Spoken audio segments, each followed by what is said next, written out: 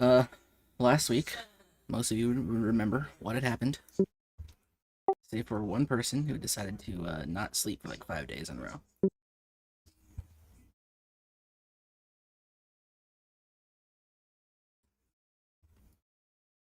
You guys fought with the Legion that had invaded the villages, or the series of villages that Sparrow calls home. You assisted her in beating back the Legion. Most of these towns you found were empty. However, one of you happened to find a whole bunch of rebels willing to fight and help push them back. That one of you being Dirge. Felix, you Jerry went must have got fucked up. also did get fucked up. Got lucky. He ended up fighting all the really hard ones. Uh, Felix, you went and fought on your own, and somehow, Became some the way, battle legend. through the sacrifice of all your soldiers, you survived. And grew strong. With their sacrifice, we truly could become the Shadow Legends for More and more each day I hate you. Even more.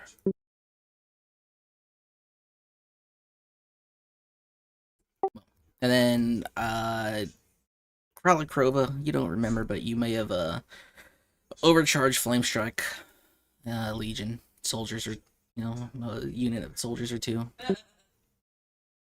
And Perseus was there. You could totally vouch for the fact that you did it. It's true. I seen it with my own eyes.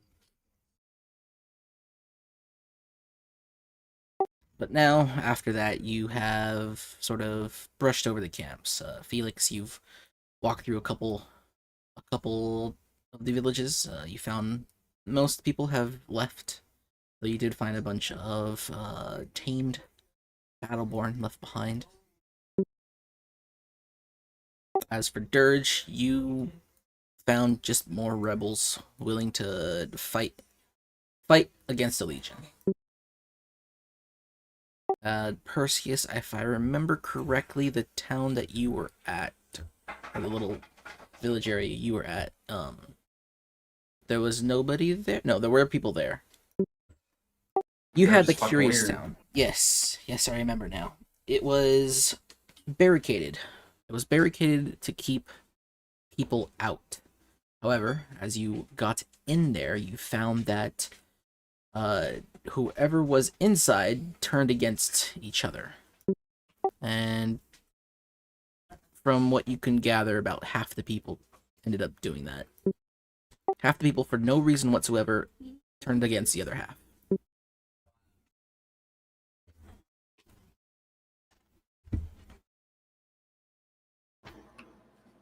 Bunch of fucking weirdos, man. And with that, your first battlefield combat was done.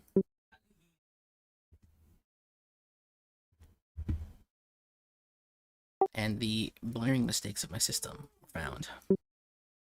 It'd work if there's some automation in this Roll20, but there's not.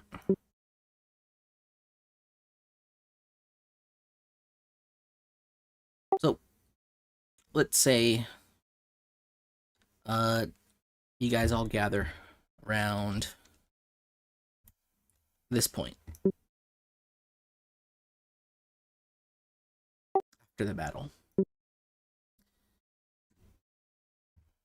You gather around and you take inventory of what you've collected, who you've found, what you found, and aside from the heavy casualties of Felix's squad, most people seem to have made it out for the better.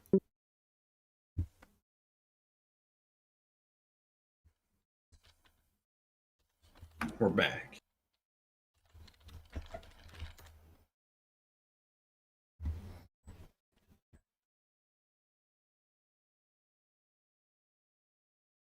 Does anybody have anything they wish to discuss?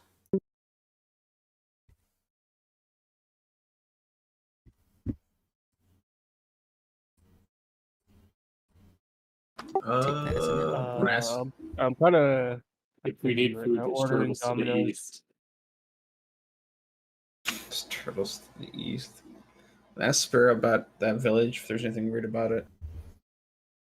Which village are you asking? The one I came from, where they're all weird.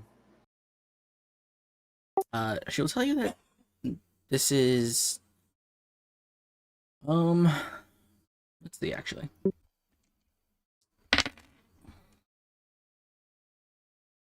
It is quite strange to her. Do you have any idea why? Was it the work of the Legion? It is possible.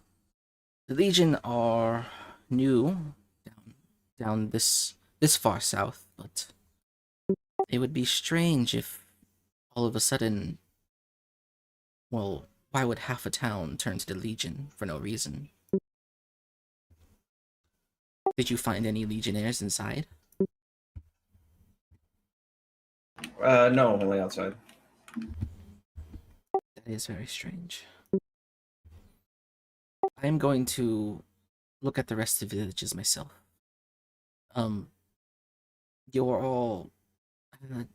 you may all stay wherever you please.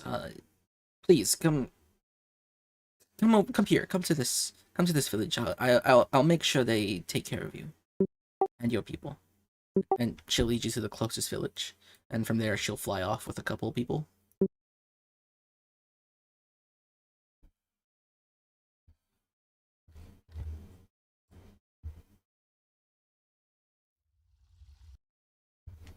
I will note that she did seem quite confused about the what you've reported. Them boys ain't right over there.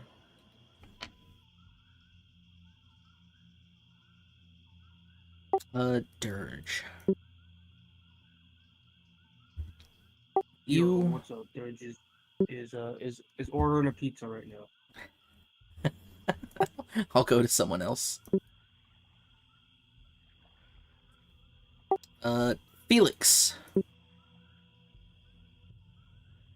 Yeah, literally just go and tell the group about turtles to the east and that if we need food.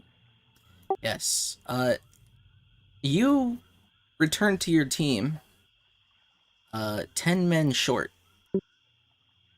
Effectively, 20% of your initial forces died. Do you feel like you have anything to explain?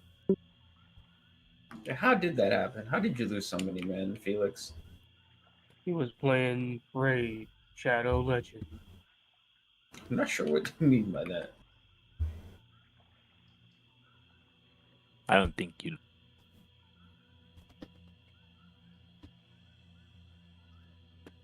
On what planet? Well, no, we wouldn't find you a thing. Can anyone else Is not there a name understand of this Felix? planet? What was that, Felix? Is there a name for the planet? There's Like, no what do people name call for it? like the civilization is not civilized enough to have like an understanding of a planet. They kind of just refer to the places, the lands, and so, etc. So over here, this is the Western Blight. Well, at least the Western Blight to the lot of you. I feel like, sort of go like, oh, like, instead of Earth, what would they use for it? They don't have that Like, it would- sophistication of knowledge. So how do Like- they refer to, like, yeah, okay. They might just refer to it as the world, if anything. Like, the concept of the planet came to humans by their creation myths. So Greeks and Romans referred to the planet as Gaia because it was sort of like it was like her avatar, if I remember correctly. I think some Gaia is Aborigine Okay, clans had okay, very I get similar. it. Yeah. It didn't make sense in the first place to send men with some of the works in the shadows. All they would do is just hinder my efforts. Ow, the edge. I know, right? Should add some red streaks to that hood on you. Good Lord. Bro, so is Felix like this? He is a peculiar bunch. You remember that you did find him in a fortress, a beast from beyond's fortress in the middle of the Great Void. Oh, no. So, Sparrow, in a few hours, really, will return to you guys. So, if there's anything you want to do in those few hours, go ahead and say now. Kroba, anything? Didn't you just wake up? Sleep. Oh no. Fucking sleep once every 48 hours, feel real good. Living the college life again. Perseus? Nothing in particular. I'm probably just gonna rest. I can't think of anything currently. Yeah. Yeah, I'll well, make some chili dogs. Some wow, chili that was dogs. That's Sonic's not thing. that. Yeah, I was about to say. What do you mean chili dogs? That's not your thing. You should be like brooding and fucking reloading your magazines. Well, regardless. Spell will return, and she'll return with a host of other diminutives, such as herself. Not all of them airborne, most of them terrestrial.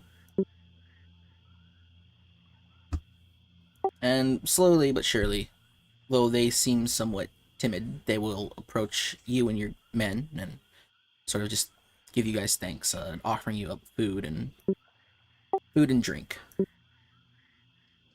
Your men will happily accept it without any approval from anyone whatsoever. Oh yeah, pizza's ordered. Didn't already eat, that sounds good, but I ate. Yeah, I found out I had like a free pizza from Domino's. I'm like, yeah, let's go get some shit. Always a good feeling. So, Sparrow, after everyone sort of stops crowding you and they start talking about rebuilding and fortifying, or maybe even leaving, Sparrow will approach you, Perseus.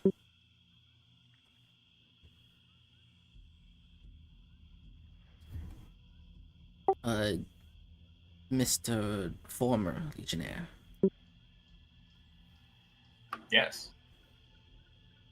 you said that you and your people plan on fighting the Legion in the swamp, correct? That is correct. Do you... At least for now. She kind of looks around at your soldiers, and she'll notice that a good chunk of them are missing. I'm sure Felix is off in the corner, not even caring about such a prospect. The Legion is, well, they may not be strong, but they are numerous. And their leaders, well, their leaders are much stronger than anything you'll ever face. Well, anything that I've ever seen. Even the Battleborn run away from them.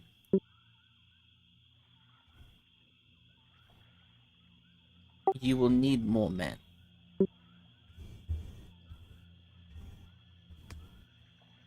Possibly. Can I... Are you offering men? She nods. The people of the village, they do not want to live under Legion rule. They will fight at your side. They do so more or less because I might have offered up the suggestion. I feel like your people are trustworthy.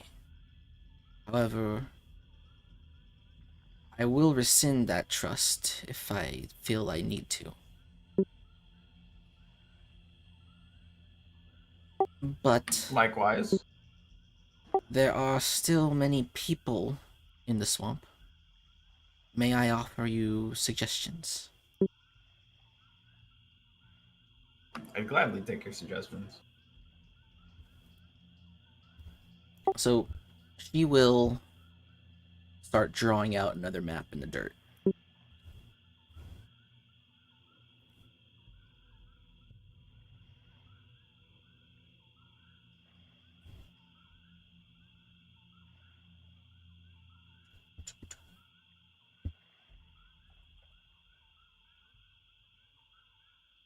Which you should now all be on. Yes.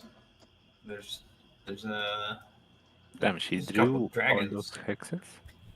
Yes, every single hex. Damn. she's powerful. She places a couple stones to signify these little dragon dudes.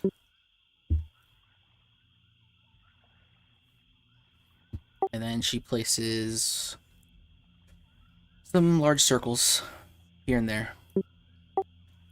This is where we are right now. Hold on, let me make sure you guys can actually see that. Alright. This is where you guys are at the moment.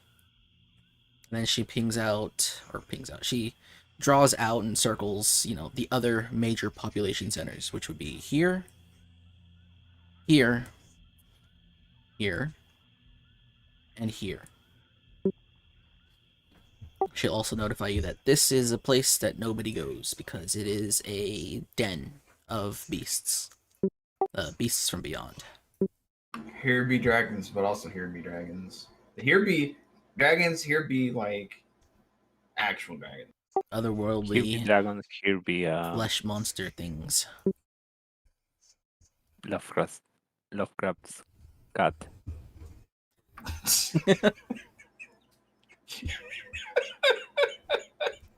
Noah, man. What the fuck? Alright.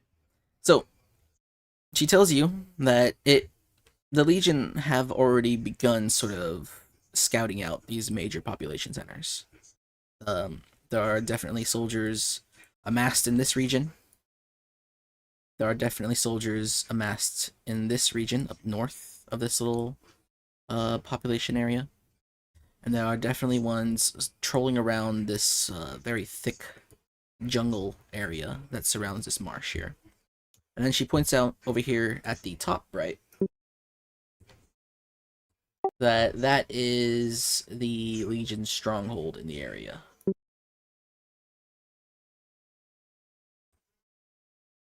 I'll just put this here.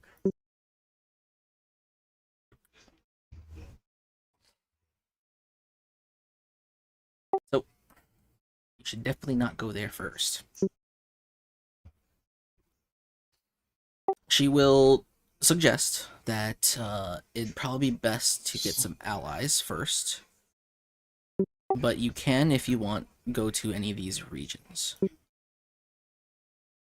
So, It's like Dynasty Warriors. We can't assault the fucking what's it called, stronghold immediately. Have to whittle down their forces. or you can just go and, you know. Full send it. We'll just drop Felix into it. He can Lubu his way into the headquarters. Disgusting Legion creatures, get out of my sight.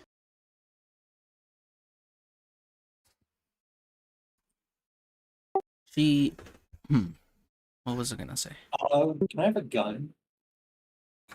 Nope. I have a gun. It does nothing, but I just have the gun. She will mention that there are two peoples nearby, or two groups of people that you should think of recruiting. One of which she will tell you reluctantly, the other she will sort of urge you to seek out first, though it may be dangerous for you guys specifically. She will tell you that over here in this little marsh area, there is the Clan of Fishermen. They are Perditor. They are fiercely loyal to their leader, who is some strange foreign individual. But Campus.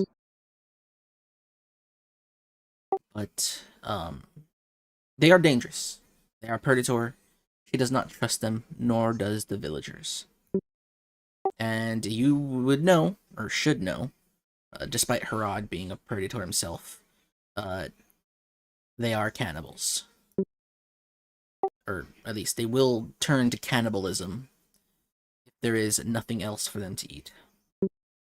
Honestly, that sounds like Felix's kind of people. They could like all sit and talk about how much they hate like everything that's not them. Not only are they I'm Perditor, seeing some recruitment opportunities here. but they are capable of flight. They would be a valuable asset against the Legion. They would also So be not pretty capitals. dangerous if the Legion recruited them. Then, over here, this little dragon symbol is an ancient... what are they called? An ancient snapdragon. So it has a ton of meat. No, river dragon. There. An ancient river dragon. But imagine how much food we could get out of it. You could, if you can kill it. But, it If has... it bleeds, it can die. It has been in this region for years, decades, generations, actually, and her family are sort of dedicated to protecting it. Think of her as the Shrine Maiden, and she's the beast that lives in the shrine.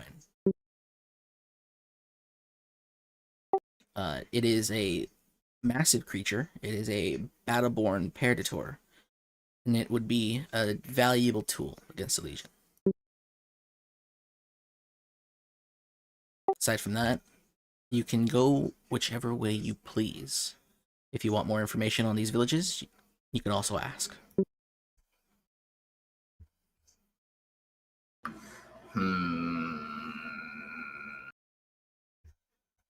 What about the other dragon to the north? To the north. That is a creature that keeps that village's population in check. She doesn't know too much about it, but she does know that it is a Perditor of some sort, and it just terrorizes the region. The people of this village, or the two peoples of this village, they tend to fight each other a lot, but when this creature is alive, it also sort of prevents them from getting too wild. The people of this village are sort of Perditor. They're kind of like a half Perditor sort of deal. We can't be having Hmm. racial mixes in here. What the fuck?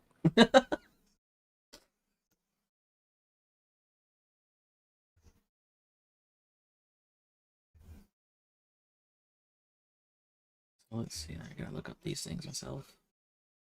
Let's see here. So what are the dark blue spots on the map? Is that deep water? Yeah, it's just deep water.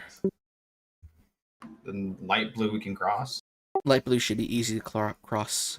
Plenty of fjords. But where are the briggies? The bridges? Yes, the What? briggies to cross the water. You can I just walk actually over the should water. have drawn them. I didn't draw them. Yeah, when walk over the the deep time. water. Oh yeah, the deep water on that's far side, but I mean we're not going to that side of the map immediately. Maybe you are since you go get like the funny like murder machines. Where are we? We're in the south. We're here. Okay. We're like right there. Why is there a giant crate in that? Yeah, just think of it as a bridge. No, that's a giant crate.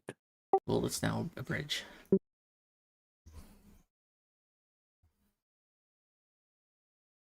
She'll also tell you that there is Beasts from Beyond activity in the region.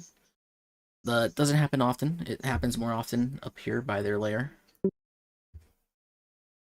Oh boy. But in most cases, they're generally benign. And Generally. the dragon to the west, is it friendly to the people of the swamp, or is it is it a fauna that only protects the swamp? Well, it's friendly to me. I'm gonna Is need a what little her more response is. specifics. It generally Need a bit doesn't more prey. specifics of that. It generally does not prey on her or her village or her villagers. Every once in a while, they will go off and offer it tribute. Clean its lair, clean his scales, that sort of thing. And it doesn't really pay them too much attention. Larger creatures tend to have a harder time. So, smallmen, midmen, bigmen. It has, on more than one occasion, killed a beast from beyond. It has, on God more than one damn. occasion, killed a greatman. It has, on multiple occasions, fought other Battleborn Predator and won.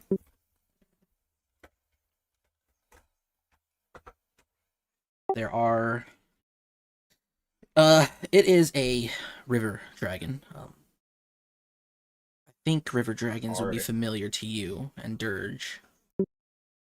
Yeah, we're familiar with things that pop out of the river and require sacrifices. I remember that. Last campaign, yeah. Just don't go attacking this one without provocation. Dude, fucking Felix. Morgan would be the type of dude to look at the big dragon in DS2 and be like, yeah, I'm gonna fight that. I'm gonna go slap his ass and see what happens.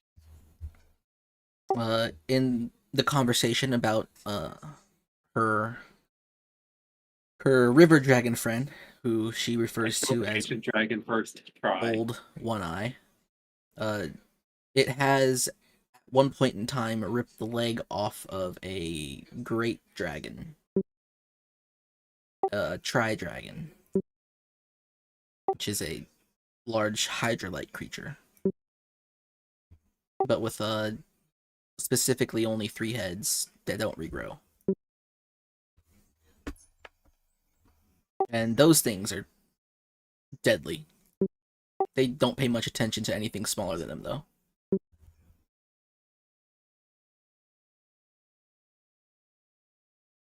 And then past the dragon. You mean this village? Yeah, further to the west, past the dragon. Yeah, so hold on, I'm grabbing my pizza. We can wait.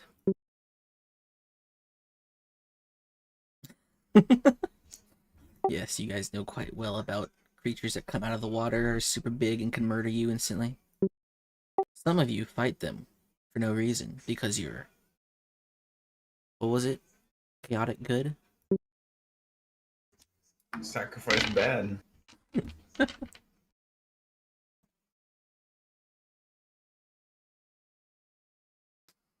Surely our DM won't put something in front of us if it can kill us on the first session, right?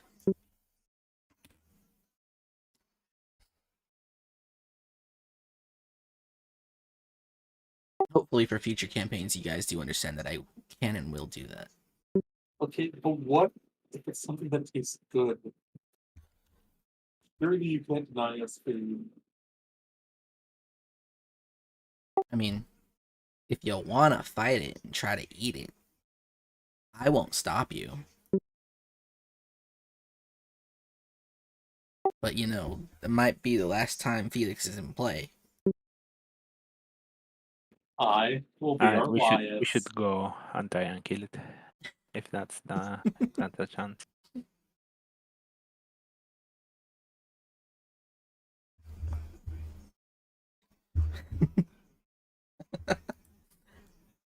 Oh boy. What else can I say about Sarah? Do you guys hear music coming through Roll20? I have it No. muted, so no. I don't have anything. Perseus will be your Senshi. I'll just put a Or what? bot. You will be your Senshi. I will be your Linus. Carlo There Globo was will be your Useless Elf. there You was hear a sound crickets? coming Yeah, through. I stopped it. I should just. Actually, no. I should let that play. I need to get my notepad out with all the songs that I'm going to use for this thing.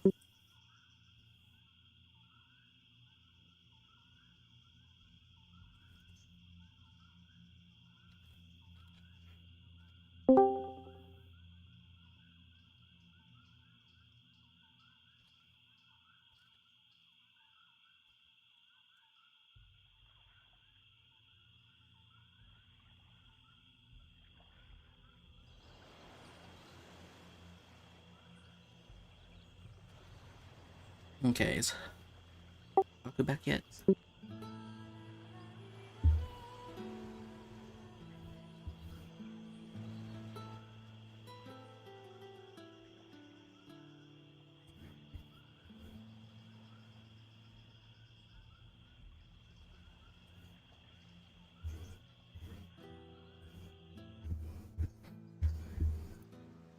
There's always something. This even happens in It would appear he's not back. This often happens in our table games too. Show up, chat, get in the game, and then someone decides to order food, and then we all stop to eat. Hopefully I will be returning to that next week. We're back. Almost. Wait, what's up? Hey. We were just about to talk about this village over here. So, Sparrow will tell you that this village is also home to two separate tribes.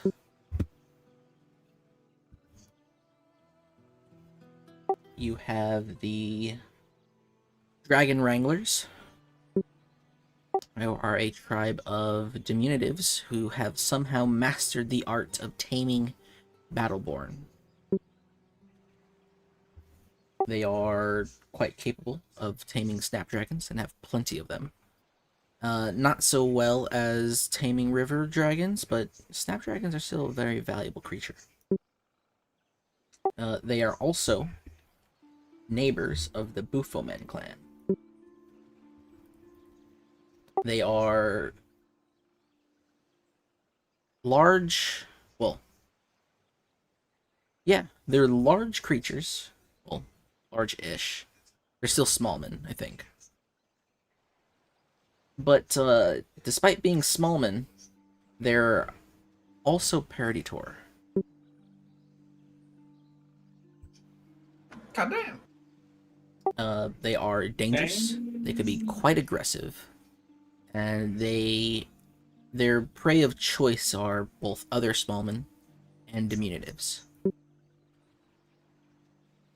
The Dragon Wranglers only exist because of their capability to tame snapdragons. Another thing to know about both clans... No. Both clans... is that the region they have grown in has led them to be adept at using poisons. The Dragon Wranglers themselves are pretty capable of warding off predators and other, predators and Battleborn because of the poisons that they carry on themselves and that they use to tattoo their skin. Which is another reason they're able to fend off the Bufomen. But the Bufomen are Toximancers. They can harness anima to cast spells that are comprised of poison.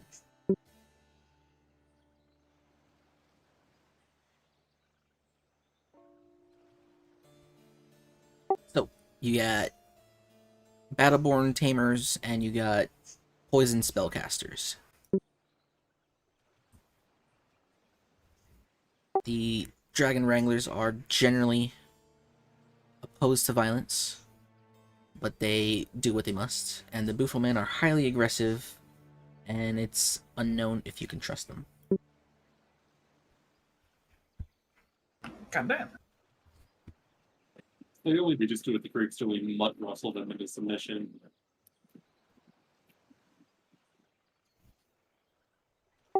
Do you wish to know anything else?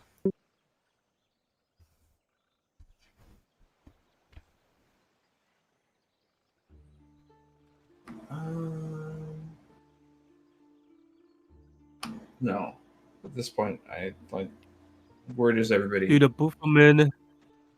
Booflemen abide by the lords of the gym clause?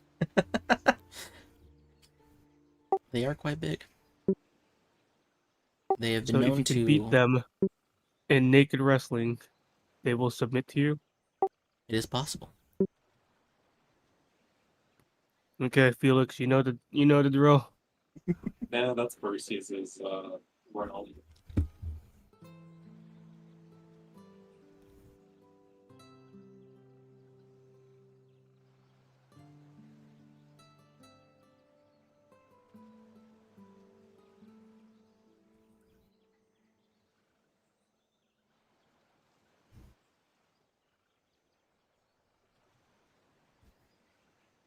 Need to find my dock on what's. So where is that exactly? Is everyone heading out, or where do you intend to move toward? Are you asking Sparrow? Well, I'm asking my party because we're all gathered at this point in time. You are gathered.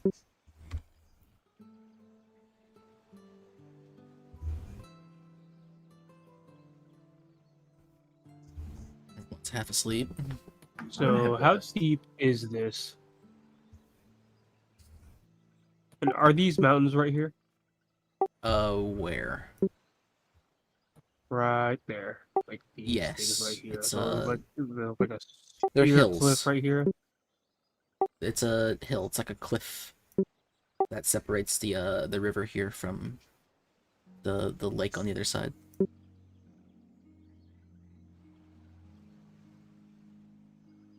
And that over there to the east, that is the home of the did I really name them River Farmers? Yep, the River Farmer clan.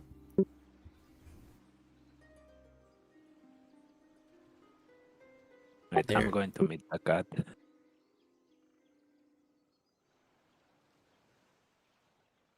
Okay. What if we head westward, up this way, and then go get this before we go through that bridge?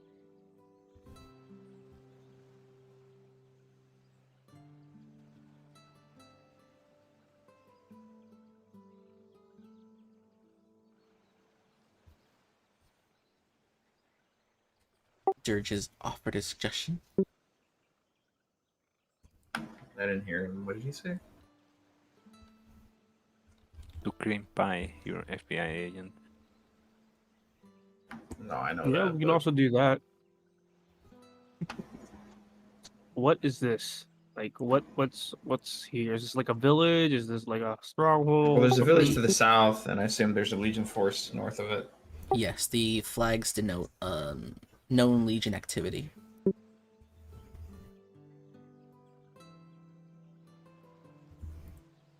The big one is the actual Legion stronghold.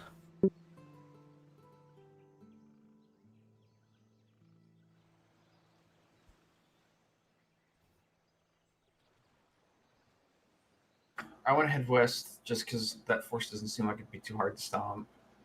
I want to talk to the dragon. I want to convince the dragon riders or snapdragon riders to join us, and then I'll like head north. Take out the other two patrols and then head to the stronghold.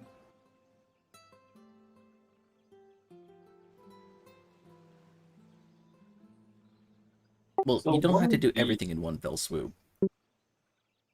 I mean, that's just the path, right? And then we send Felix east to go like talk to his homies. They push east. We'll get past the bridge. Maybe get that other legion incursion at that other village under control, and then we all like push north to the stronghold. So the plan is Felix goes over here.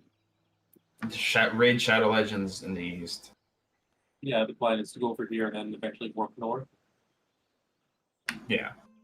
Well, that's a village, but this is another right here. This little bit of marsh. That's the fishermen clan. And further to the east are the river farmers. Let me guess. These guys are fishermen and these guys are river farmers. Yes.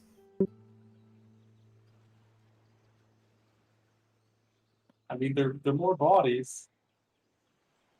I mean, they're your people inside the fishermen.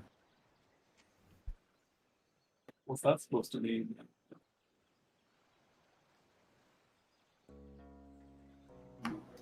Nothing. It's just that they'd probably respond better to you. What's that supposed to mean? It's over, bros.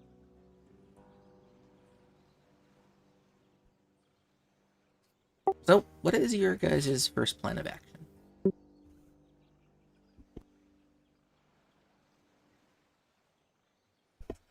Do you wish to know more about the other villages, or are you just gonna go? I think I know enough. I know what I'm planning on doing.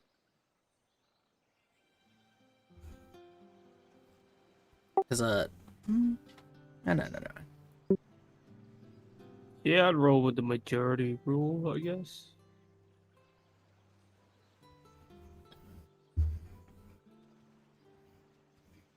You can go elsewhere if you want. I only said Felix should go east because Predator understand Predator. Wait, but isn't Felix not a predator? I thought he was.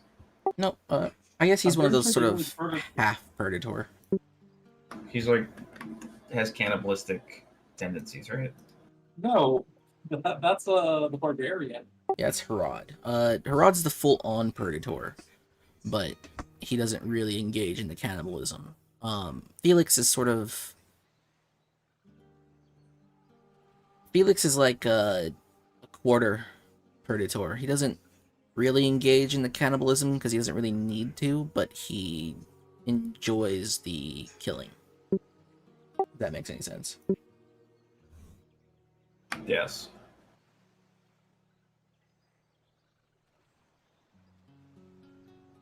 Wait, have we even rested since the last one? thought we Consider did. what you guys are doing now a rest. And I'm gonna put this token over here. I was gonna say this would look really fucking weird if you have a crown who's like Did I heal any? covered in dirt, and then you have Look, time is not... We're not moving on from one thing to another thing. You're not just moving out after this battle. okay, but I'm saying it'd be funny if it's like you have crown covered in dirt, and then you have Felix just like layers of blood dripping off. Yeah, you guys can rest, as in have a full rest, as in heal to full.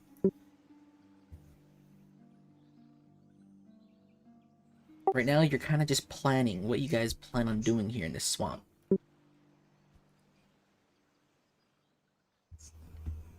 There is no immediate urgency. We have to find the ogre that rules this swamp. Damn giant green ogre lady. I forget that ogre's name from Cloud Meadow. It's been too long.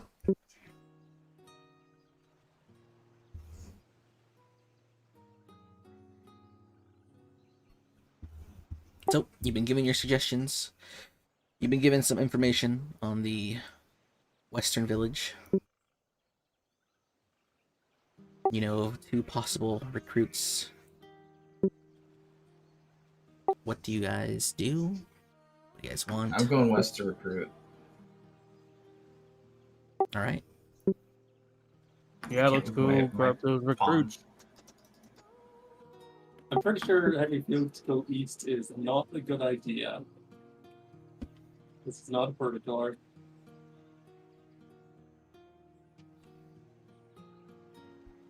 We're going north. North? Raid Yeah. Shadow Legends in the north.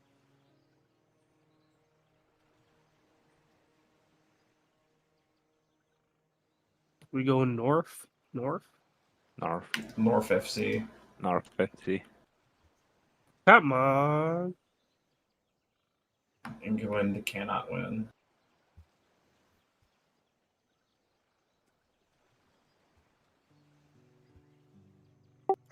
All right. But seriously though, what are you guys doing? I'm going west. I'm Okay. going north. Are you gonna each go in your own directions? Maybe, I guess, as a scouting expedition? I'm gonna go recruit, I guess. Alright, I'm Since gonna go fucking- north. Yeah, I'm gonna go with Oh. Perseus. All right. Let me. So would it make sense for us to split These up our people. recruiters and then have the 2 glass cannons go do scouting? In other words, Perseus goes west, George goes east. No, that works. Talk to them. What do you mean? Split the recruiting efforts. One of you goes west, one of you goes east. Kralikover and Felix go north because the last cannons, so they'll just fucking nuke everything. You'll be able to find where, we went from the trail of fire and blood.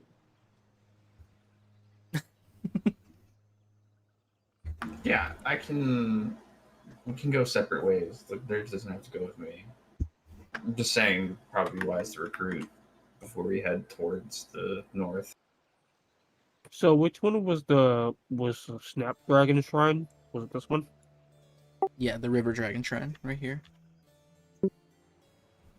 Okay, I'll go that way. Okay, hold on.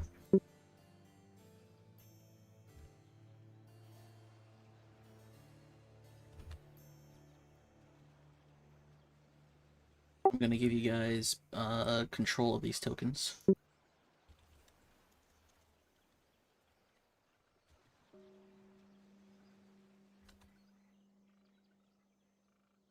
So you can show me your planned movement.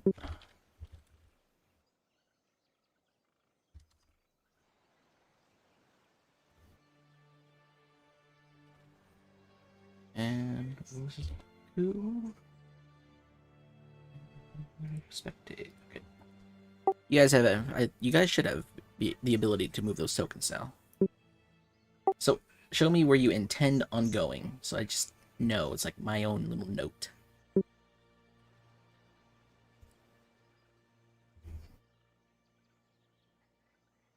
Me? Where's my fucking thingy? I'm gonna go this way. And then we're gonna march north.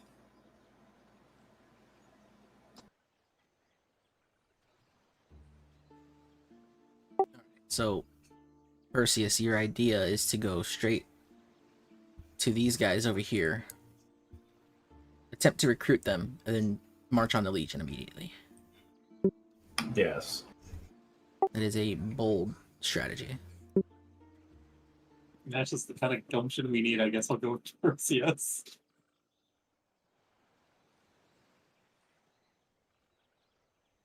Alright, Dirge, you want to go visit the River Dragon. Yeah. Kralikova.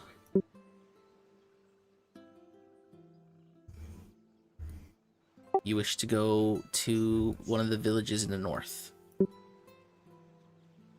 Yes. Do you just leave?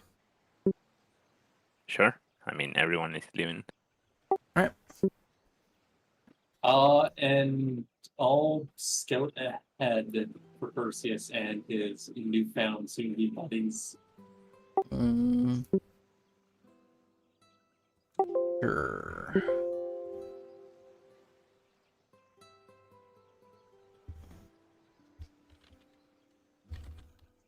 I do what I want, John.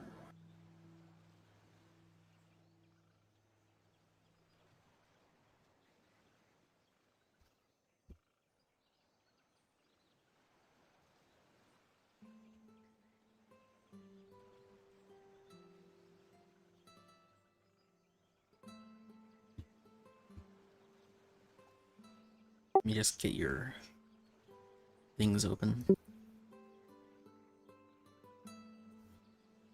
See how easy it is going to be killing you guys. Anyways, so meditate for camp skill. Oh yeah, now is the time to switch in general combat powers if you need to or want to.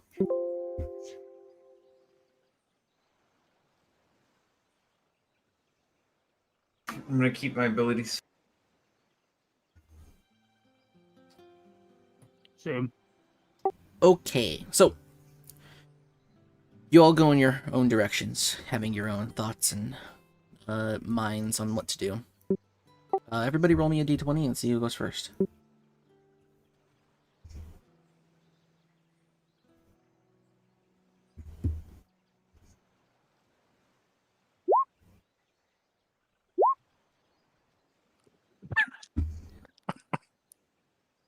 Maybe one of us is going to roll above a 5.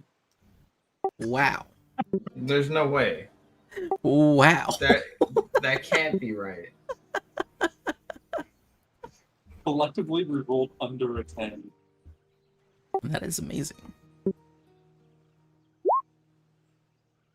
What is this? Dice are capped at 5. Are you I'm guys not rolling? feeling so confident anymore, bro. So Are you no. rolling? Are you rolling them right? And then immediately like a nat 20. All right, whatever, man. Whatever, man. So I've actually noticed one problem with this new UI that they have. I don't have my ability to do the attack. You gotta. Oh no, it doesn't work on these tokens. They're not real. They're not tokens. Oh, Yeah, don't worry about it. So, Haku. so wait, are we Dirge. having like, so we're not doing like battlefield combat? We're going to do like active combat? Yeah, there's both. Just depends on the situation. I'm pretty sure I explained that.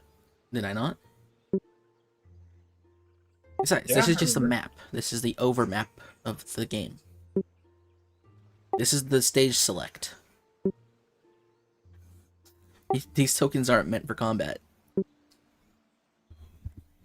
Turn off this push to talk sound. Well, anyway. Dirge.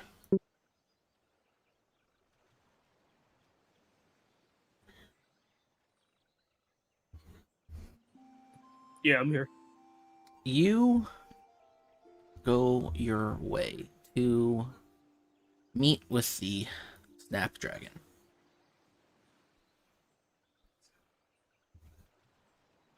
Or River Dragon. That's what he is.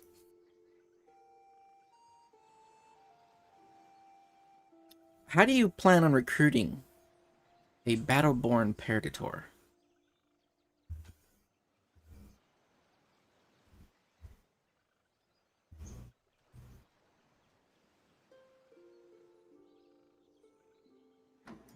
Dirge Bros? It be as it be. I don't know. Okay. It'd be Don't they dude. have like it? It do be it do. Yeah, but don't they have like a village around them or like a shrine? There was no explicit description of a shrine. The villagers from this village often go visit him. Or at least Sparrow does, mostly.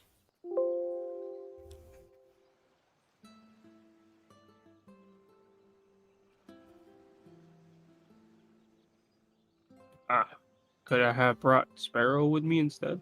Tell her that I'm gonna go see the river dragon. You probably can, yeah. Talk to her about it.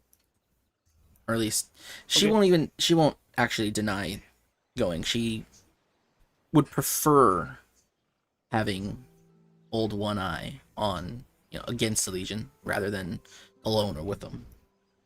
So Sparrow can and will go with you. Okay.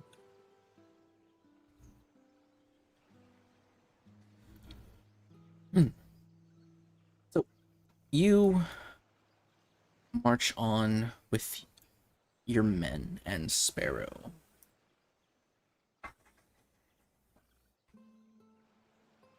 As you and your men trudge forward, Sparrow will fly ahead, and she often reports back. There's this here, there's that here. There's a small movement of Purgator there. You don't want to go there. There's some marsh dragons, like a few clicks north. We want to move south and move fast.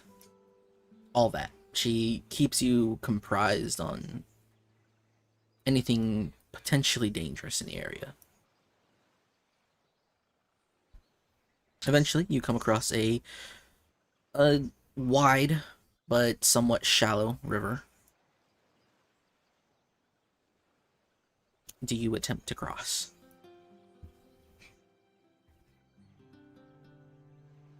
No. I ask Sparrow, so how do you usually get through here? Isn't this thing a river dragon? Well, I just fly.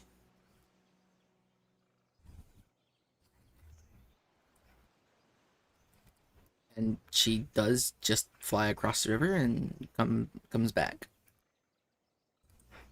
The others are small enough to cross that, and she points over to a long, gnarled tree root. It's quite thin.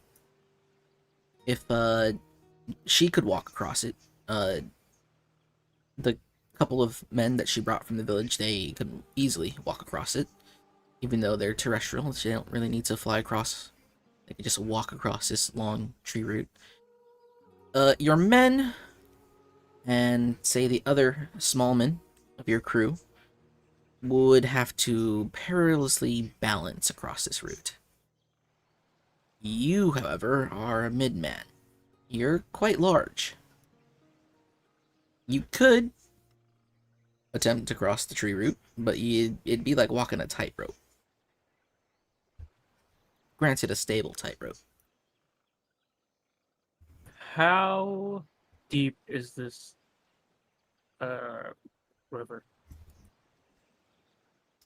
You could definitely stand upright, but it'll be up to your neck.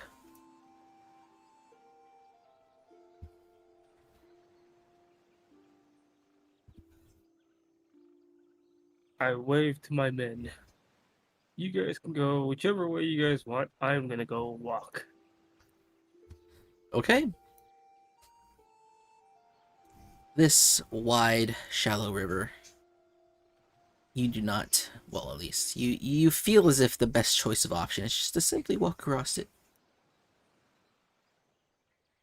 And you do. You have your walking stick, however. Your old bones, they need support. And you have the best possible tool you can have, well, aside from a raft, to get across this, which is a long walking stick. It helps you find any little pits that might, complicate things and induce drowning. But why don't you give me a luck check? Be a D100, roll under 50.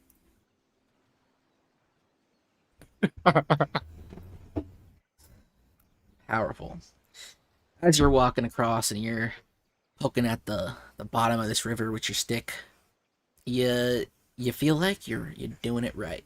However, you poked a little too far in this last poke, and you step forward, and you end up going into a little drop, a little oopsie, as your head dives about 2 feet underwater.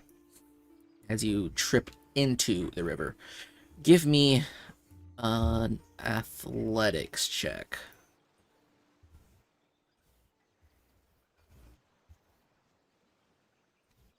Should be D20 plus athletics mod, which is under strength.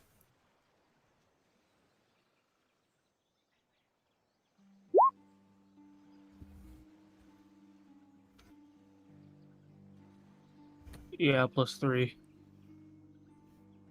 Oof. So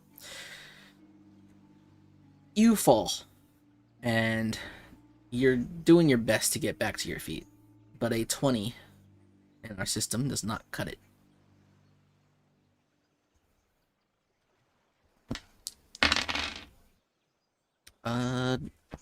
However, somebody's watching your back. It takes some struggling, and they definitely struggle because of your size. But a nat 20 is a nat 20 on an advantage. It takes some time. You swallow some water, but Sparrow, with every ounce of her strength, trying as hard as she can to just fly you out, at least fly your head above water, manages to do so.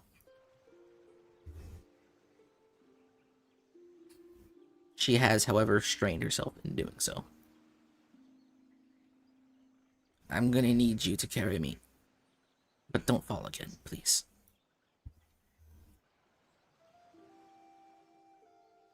Got it. She can rest on my head.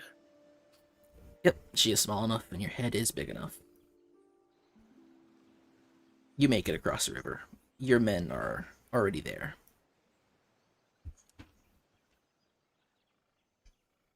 And now that would Okay. put you over here. One Got Eye's it. Okay. layers further north. It's not too far of a walk. So, do you guys usually bring him or it something? Sometimes we bring food. Other times we just tidy up his den. I personally see to keeping his scales clean. Sometimes things get between. Doesn't like it. Got it. Let's go. You march on north. Takes a little time, but you guys eventually get there. You'll notice that the amount of wildlife has decreased as you approach this layer. There are still fish zooming through the river, but the normal creatures of the swamp they're not there. The crustaceans, the other random people that you might see off in the distance who usually flee at the sight of you. You in particular. Just not as much people. Not as much life. Sparrow climbs off of you. Hits the ground. He's like, I'll go see him first, if that's okay.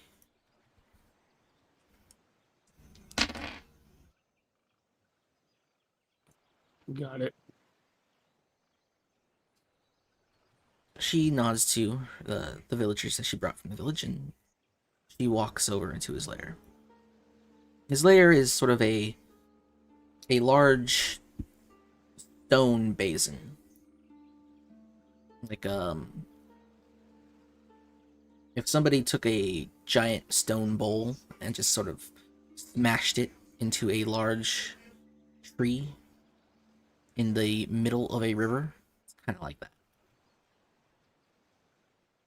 There is a spot that's kind of just ground out of this large stone bowl.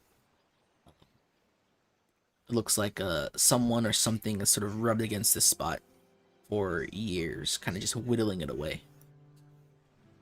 Figured it might be where he likes to rest. And Sparrow walks walks her way over there. And she looks around. She kind of pokes at stuff here and there. Notices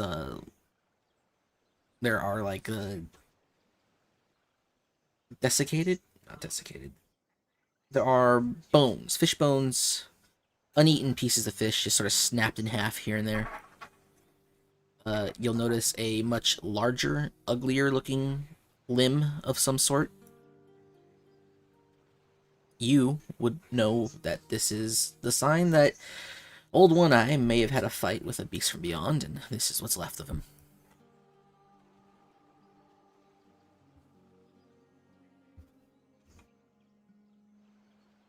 She continues to look around. She avoids that beastly limb for the life of her, and then returns to you. He's like, well, he looks like he's been here recently. He might be back if we wait long enough. Are you willing to do so? You said you'd help out with tidying their stuff here, so I go and tell my men. I guess listen to Sparrow and see what can be cleaned. Right. You and your men, they take instructions from Sparrow, and they begin to do cleaning. Why don't you roll me a luck check?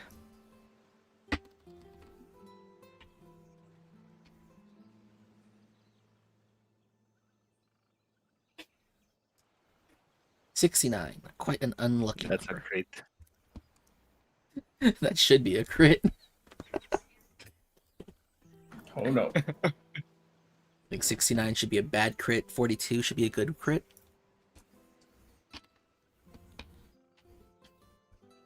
Well.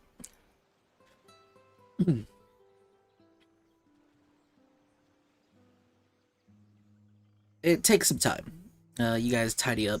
There's a lot of things, a lot of carrying, really.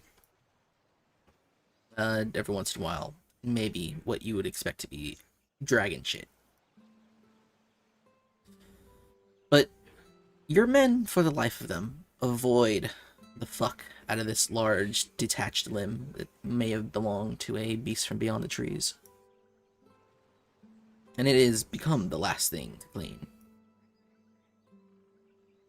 They stop and they kind of ask Sparrow, like, what do we do about this? And she kind of just shrugs. She's never really had to clean up something like this gnarly, ghastly thing, which is just about the length of your entire body. Like if you stood upright next to it standing upright, it'd probably be just as tall as you are, which makes it quite large for everyone here. The men shrug.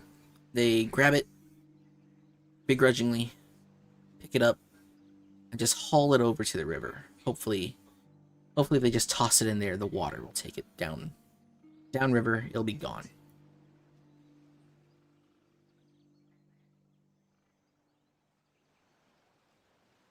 As they do so, and they throw the leg into the water, a massive creature jumps out of the river, snapping at your men as the leg leaves their hands. In this split second, you have time to react. What do you do?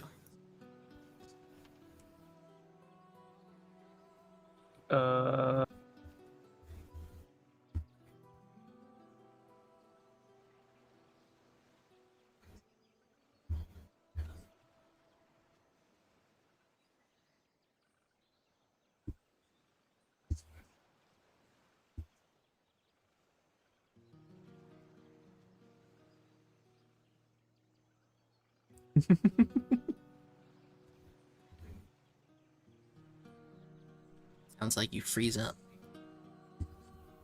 He shits his pants aggressively. I have mine, same thought. Shits his pants aggressively and then is like, who shit my pants? Seems to be a problem in this swamp here for you outsiders. What, shitting pants? Shitting your own pants. I've never shit my pants. Somebody else shit my own pants. I am not sure what to do. Shit your pants. Anything I can't believe George died, bros. As you freeze up, Dirge, the massive river dragon snaps down at your men.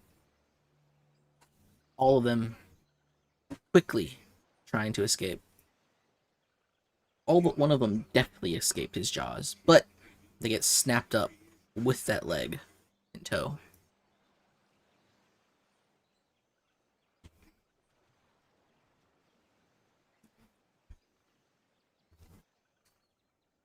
The river dragon then disappears back into the water.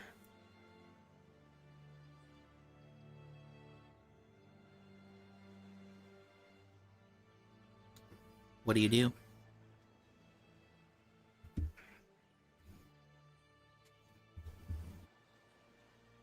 Sparrow is One Eye usually like this?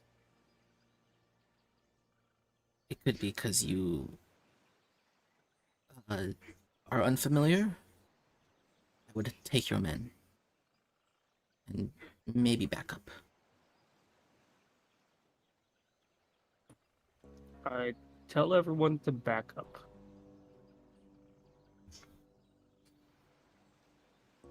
Your men back away. They don't think a second thought.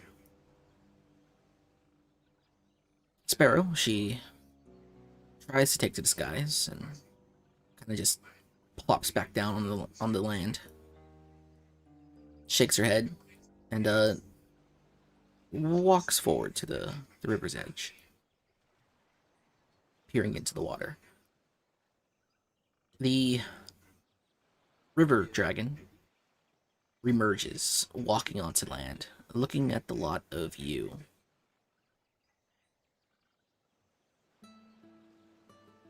It is a massive creature. If people think you're big, this thing dwarfs you. It is much larger than the marsh dragon that you fought when you first came to the swamp.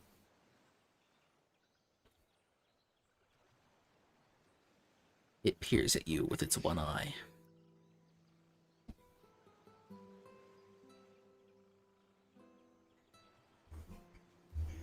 What do you do?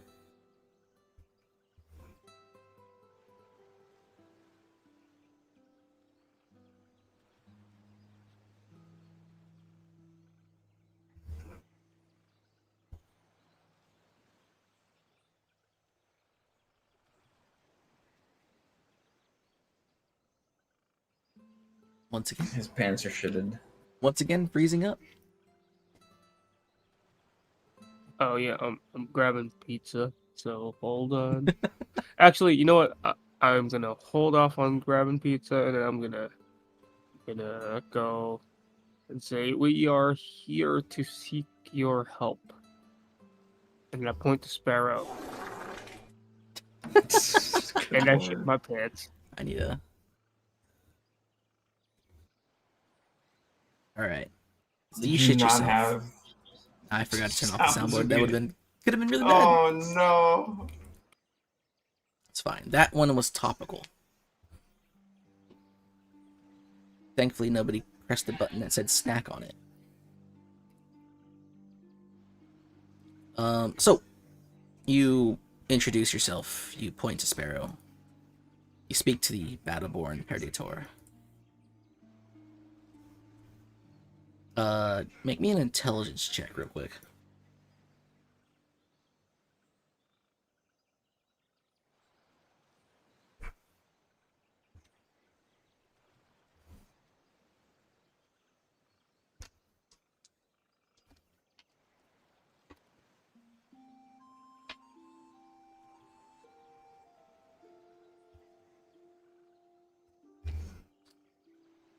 You've never known a Battleborn, nor a Battleborn Predator to be able to be negotiated with.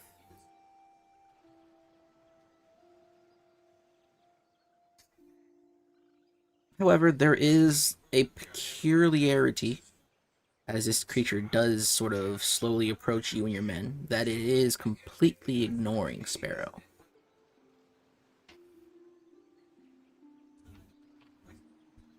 Well, Sparrow and the 2 villagers that she has with her.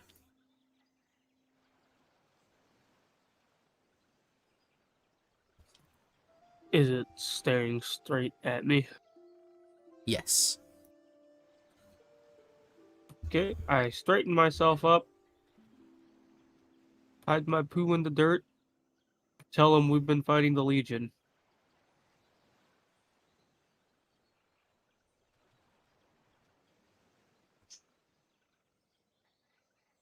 The massive river dragon steps forward. And he continues to step forward as he charges you and your men. Roll me initiative. Oh no.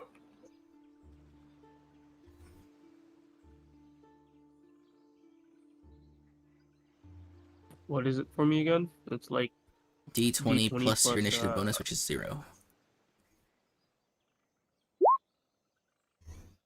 Wow. Okay. wait, did it actually go through? I don't think that's it, right? No, it's not. It's just Did you not?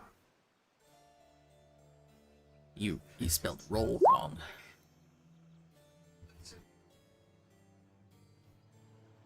Alright.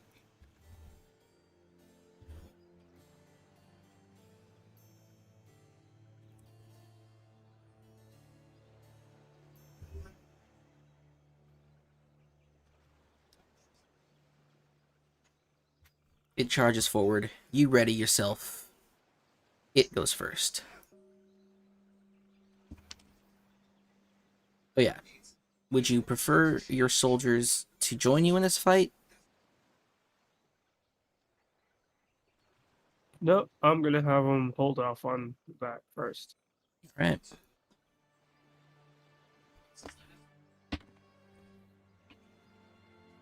It rushes forward and snaps at you. With a 19 to hit. It will hit you.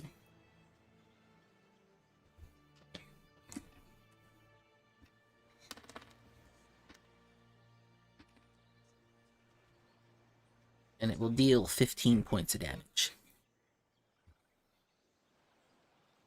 Okay.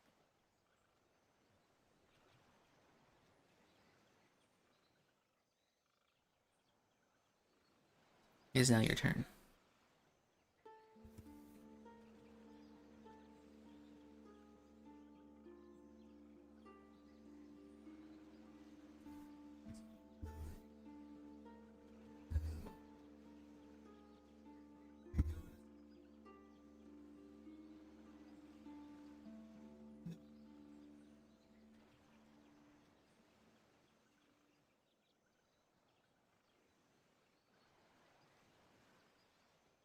Once again.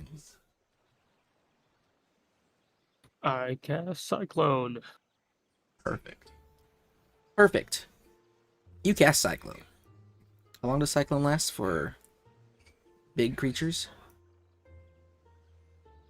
It's D4 plus 1. Go ahead and roll it.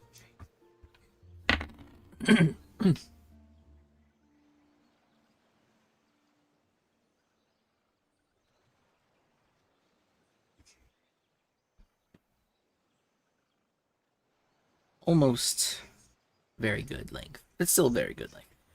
For the next 3 rounds, so 12 seconds, it will be floating in the air helplessly. You have 3 turns to yourself, Dirge. What do you do?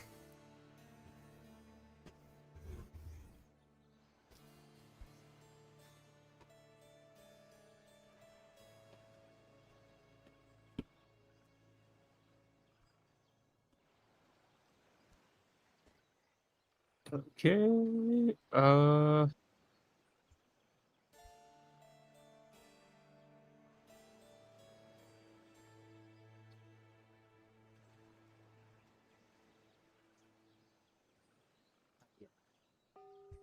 Consequences. The thinking of consequences, knowing that you can die at any instant, really slows things down for people. I cast sleep. Or actually, I end my turn, I guess, since that was an action. Well, you have 3 whole rounds. You have 3 turns where nothing's happening because it's just floating in the air. Oh, okay. Well, I cast sleep. Alright, why don't you read sleep for me? It says 60% chance to put any creature in a 30-foot radius to sleep. Increased chance to 90% if spell is cast on a creature who is not in an aroused state, such as being in combat or in a tense situation. Alright, so you want to roll D100 and you want to roll under 60. Or 60 and under.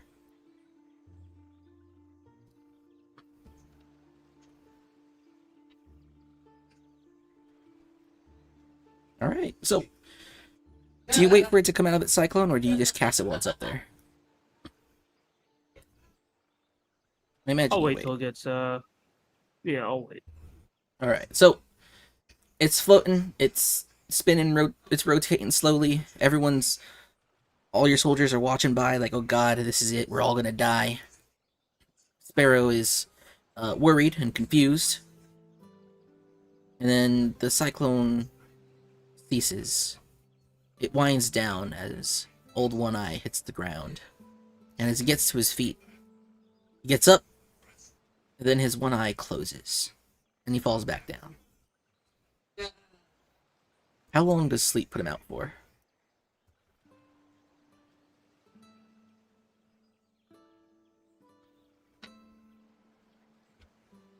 Does not say. Really?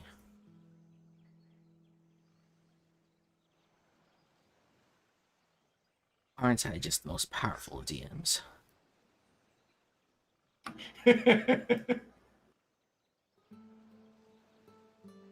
You're gonna have to roll that dice. It really doesn't say. Okay, I say this is a based version of sleep, where they're actually just asleep until woken up or until a very long time passes.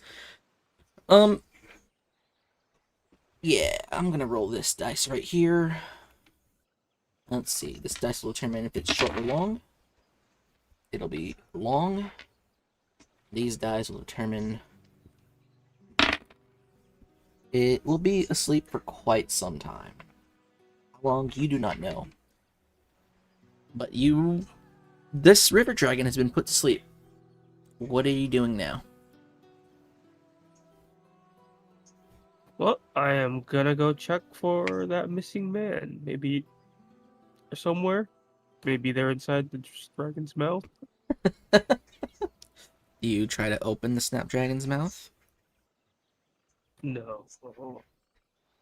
I'm gonna go look in the river first. Okay. You go to the edge of the river and you take a look. Roll me a perception check.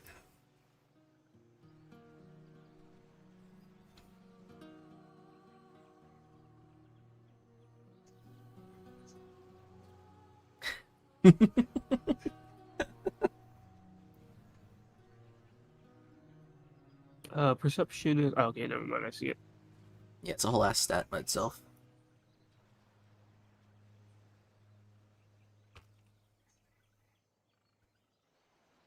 Try as you might, you cannot see that man. Oh, well. I'll go check to see if that arm that they threw in is still there somewhere. Yeah, go ahead and roll another one.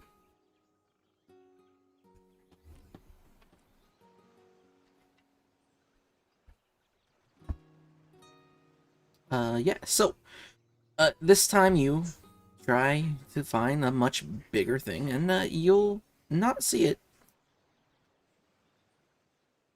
There is definitely no Wait, arm. is it? What? Hold on. Is that with the plus 11 that I Yeah, have? yeah. 'Cause I just Yeah, it's with but adding plus 11 to that will make you pass. oh, okay. So you do not see that arm or that leg or that whatever it was anywhere. You do not see that arm or leg anywhere. It is nowhere to be found. It is definitely not in this stretch of river. For all you know, the creature swallowed it whole, or it floated downriver.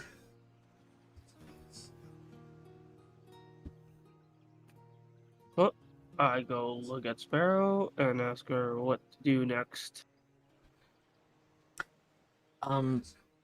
Maybe you return to the village. I'll wait here, and maybe his temperament might be better. I'll come find you if it does. Okay. Right. Do you head back to the village? Yeah. Okie doke. Alright, who is next? Morgan rolled a 1, Kaiman rolled a 1, Harmu rolled a 20. Wait, is that... No, your first roll was a 2. rolled Harmu's first roll was a 2. That was the one that counts. Uh, somehow both Morgan and Kaiman rolled a 1. Kralikova. Mm-hmm. What are you doing heading north of the village? Just scouting ahead. What Seeing are what's you- up. What are you scouting? So, your token is currently sitting here in a large meadow of tall grass. Yeah, Is- I'm just going to like this village, but I'm just seeing what's around the whole time. Okay. So, as you march out this way, you'll find that there are signs of the Legion in this area. You would probably guess that they were the ones that you guys just fought. There are tracks leading both towards the village and away from it. Most of them are in this meadow area, the drier lands. As you get into the more swampy lands, those signs disappear because, well, it's a swamp.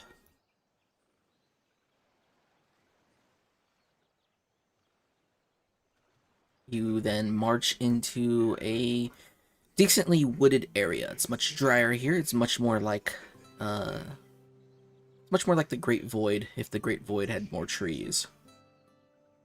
So, like home.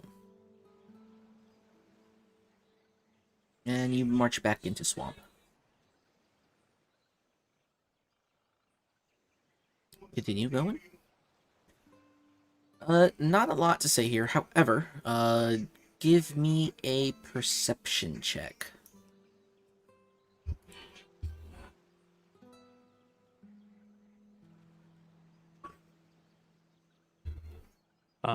Give me a second.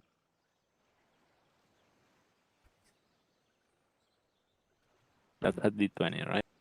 Yes.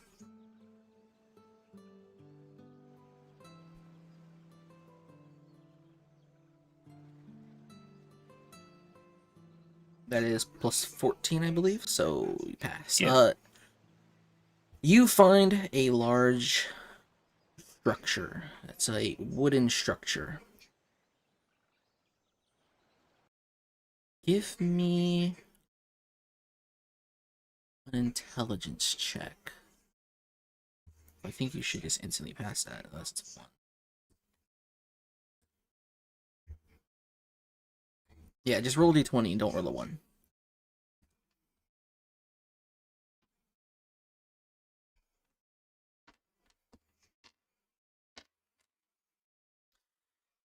You find a large wooden structure in the middle of the swampland here. It looks somewhat aged. Maybe it's been here for a little while as the wood is rotting away. However, you would recognize this to be one of the vehicles that the beasts from beyond use. It's usually a large wooden cart.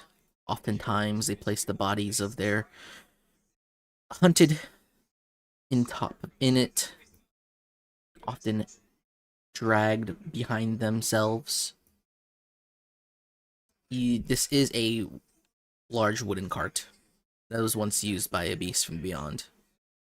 You don't see the beast, and this cart is, like I said, somewhat old as the wood is rotting. Do you investigate? Yeah. So you take a better look at the cart. The cart's sides, the walls, are quite large. The part that is broken is sort of the axle. The axle and the wheels kind of just... the axle looks like it's been snapped, maybe by age, while the wheel looks like somebody attacked it. Or somebody or something. Or maybe a group of things. Give me a... Is there an investigation in this system? I don't think there is. No, that'd be silly. Give me a perception check.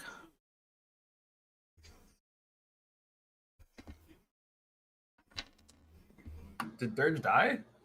Yes. I want to get a snack. That plus 14 he'll will either make you be pass. Pants shitted or dead. Part of this cart looks to be covered in...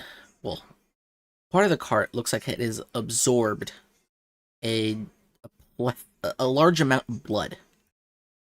There's blood all over the inside and the outside of this cart, but it is old and dried. It is more of a stain, if anything. There are also a couple... No, not a couple. There is a... Compared to you, a quite large container. Is it sealed? It might have been once, but it is no longer. What's inside?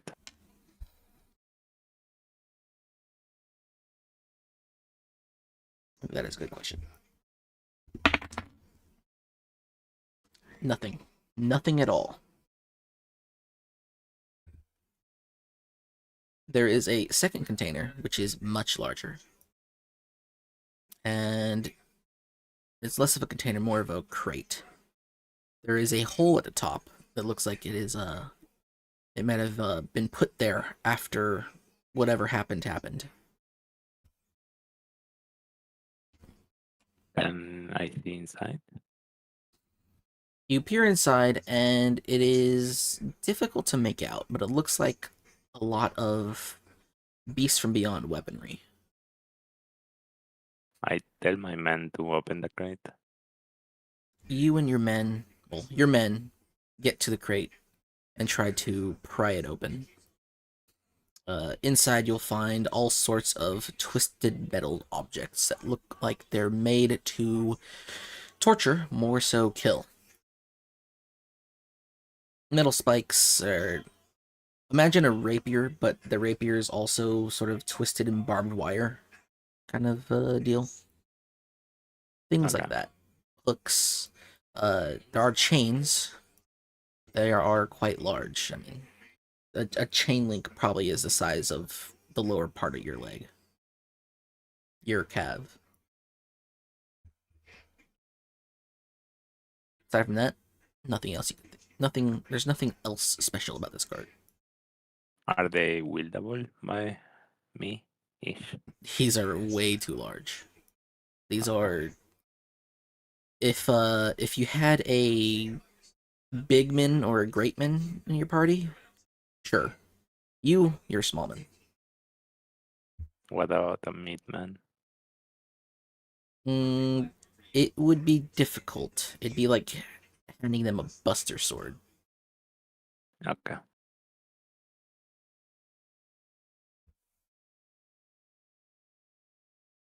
What do you do from here? Uh, Can this metal be smelted? It is possible. The Legion does handle metals. Most of their metals are, however, bronze. These look like iron. And then there's also the case of whether or not the people you have access to do such a thing have the sophistication to do so. I mean, I can probably smelt it myself. Alright, well, you can take it if you Just want. the casting is the problem. I will. Do I remember if there's like blacksmithing facilities in the villages? There Let's are see. weaponsmiths, but they don't really work with metals too much.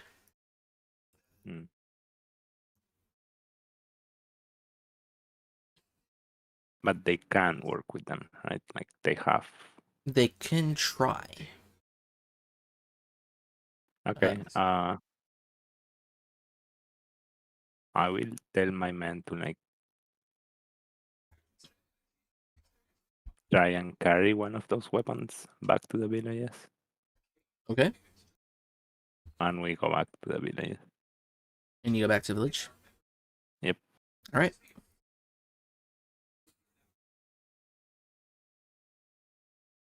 Okay. Perseus and Felix. Perseus, you're Oh, heading boy. off to the Fisherman clan. Felix, you're scouting ahead. Yes. What are your intentions for this scouting expedition, Felix? To make sure that when Perseus brings them north, there's not really anything that's gonna fucking kill everything. Right. So people can live. So we can actually have a decent force to take the Legion. Okay. Give me a perception check and then give me an awareness check, Felix.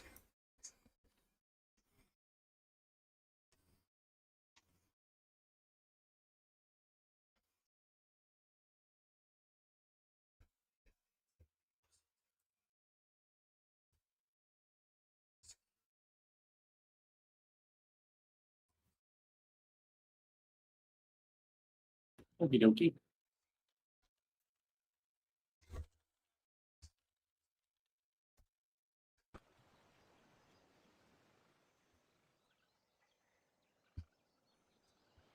Perception and awareness. So you get a good look at the region, or at least as much as you can from this much higher and hardier terrain. Much more difficult to walk across terrain. But the hills give you a nice view of the land, and the hills themselves are quite clear, so long as you can get atop of one and not be obstructed by another. You peer down from here, and you can see the fishermen. And you look north, you can see this small river and marshland directly to the north of you. But seeing further out, you can see to the road here, and you can see the deep river, and then you can see the forest and hills. That's quite far away. There don't seem to be any signs of danger as far as you can tell. Perseus. Yeah.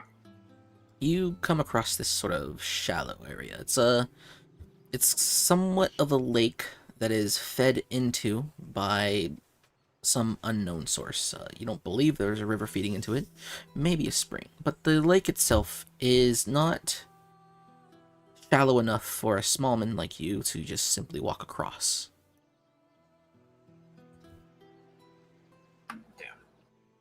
I thought I was at least a mid-man. I forgot I was a small man. Fault. Nope, the other mid-man is brown class, and nobody likes brown class. I thought about playing him, but like, considering our last campaign, I figured somebody tankier would be better. Also, cannibalism, much like last campaign. Well, it wasn't really cannibalism for you. It wasn't, but some people thought it was. It was Anyways, predation. can I tell? Can I see a path in the water?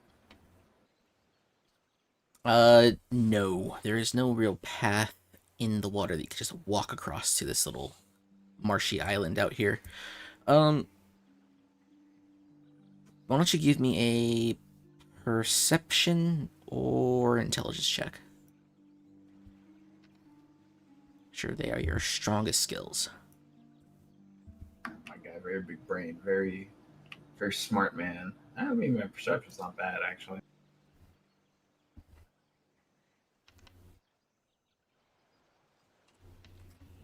Perception. Damn. Not bad. You just made it. So you look around, and you'll notice off by the reeds that looks like a makeshift raft. Based. How many people can I take on the raft with me? Is it just tiny? It's quite large. It's difficult to find wood small enough to make a personal raft, and well, actually, it depends on who makes it. But I mean, you're all smallmen, you and your soldiers. You could probably get like half of your guys on there. Half of your guys plus you.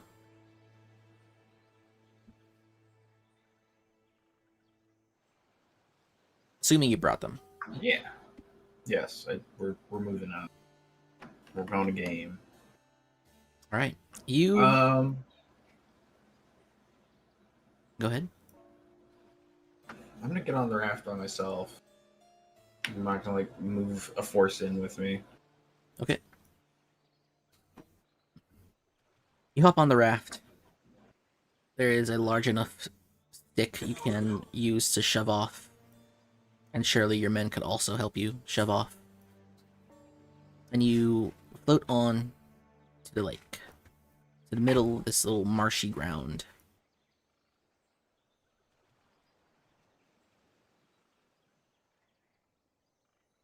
It takes some time.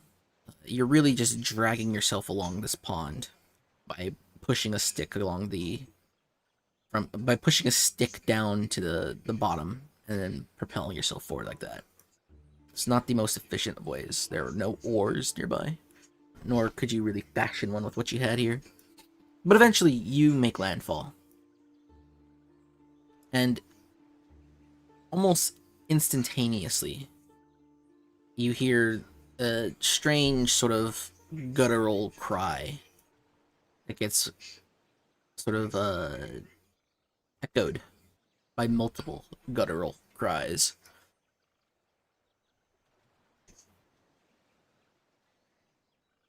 And they all sort of just emanate from the center of, well, first from the center of this little island, and then from, further out points, a little bit from the south, a little bit from the north, and maybe some further off out in this direction. And you see some domiciles off towards the middle. Nothing fancy. They all look like reed huts with thatched roofing. All just sort of precariously plotted around.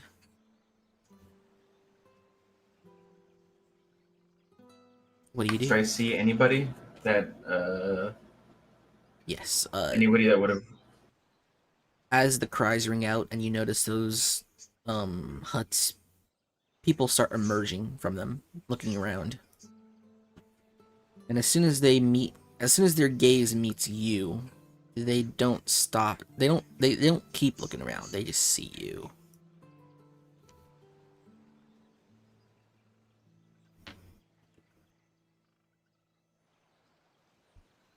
Do they say anything? Like, do they look threatening?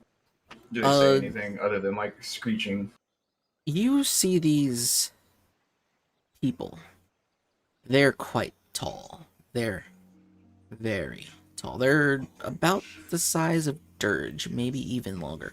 But what makes them different from Dirge is the fact that they have peculiarly long necks, and their heads just sort of hang and sway around. They look Like if you took that neck and made it normal, they'd look like a regular, midman. Maybe a shorter bigman, taller midman. But these necks that kind of just crane around, and they all just sort of hover their heads together as they look in your direction. They have a long, slender appearance, and then they had their mouths are adorned with sort of large, kind of buck teeth, and their noses are particularly crooked in a way, as their necks all just sort of hang their heads over their bodies. They seem friendly. They all kind of move in a particular direction towards you, all in the same manner, all holding the same exact position with their bodies. And then they stop and look around, and they look like they're talking to each other, and one of them flies off in a direction. Then they fly similarly to Sparrow, however, nowhere near as graceful. I asked who among them is their leader. They don't reply. They kind of just look at you. One of them licks his lips.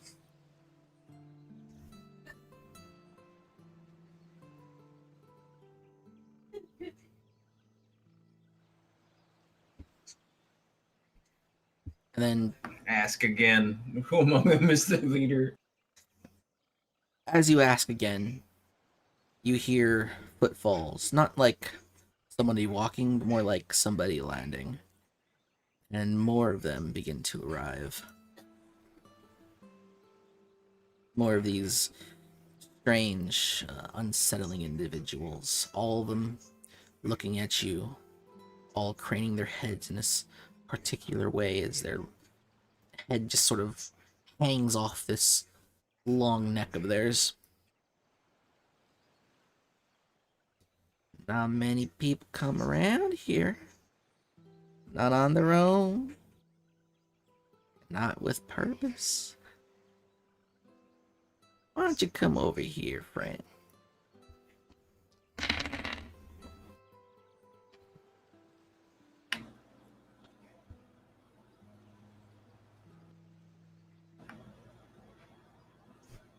I wish to speak with whoever you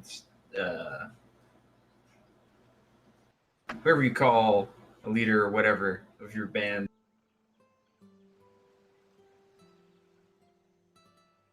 Yeah. When I've identified who this person is, I'll think about coming over. You can speak to our leader. Why don't you come on over here, though, so I can get a better look at you? And the man talking to you, who's sort of in the middle of a bunch of people, like 3 or 4 of them, they kind of just, they're looking at you funny. And they slowly, all in unison, stepping in unison, their heads bob and weave in unison, just take a few steps towards you.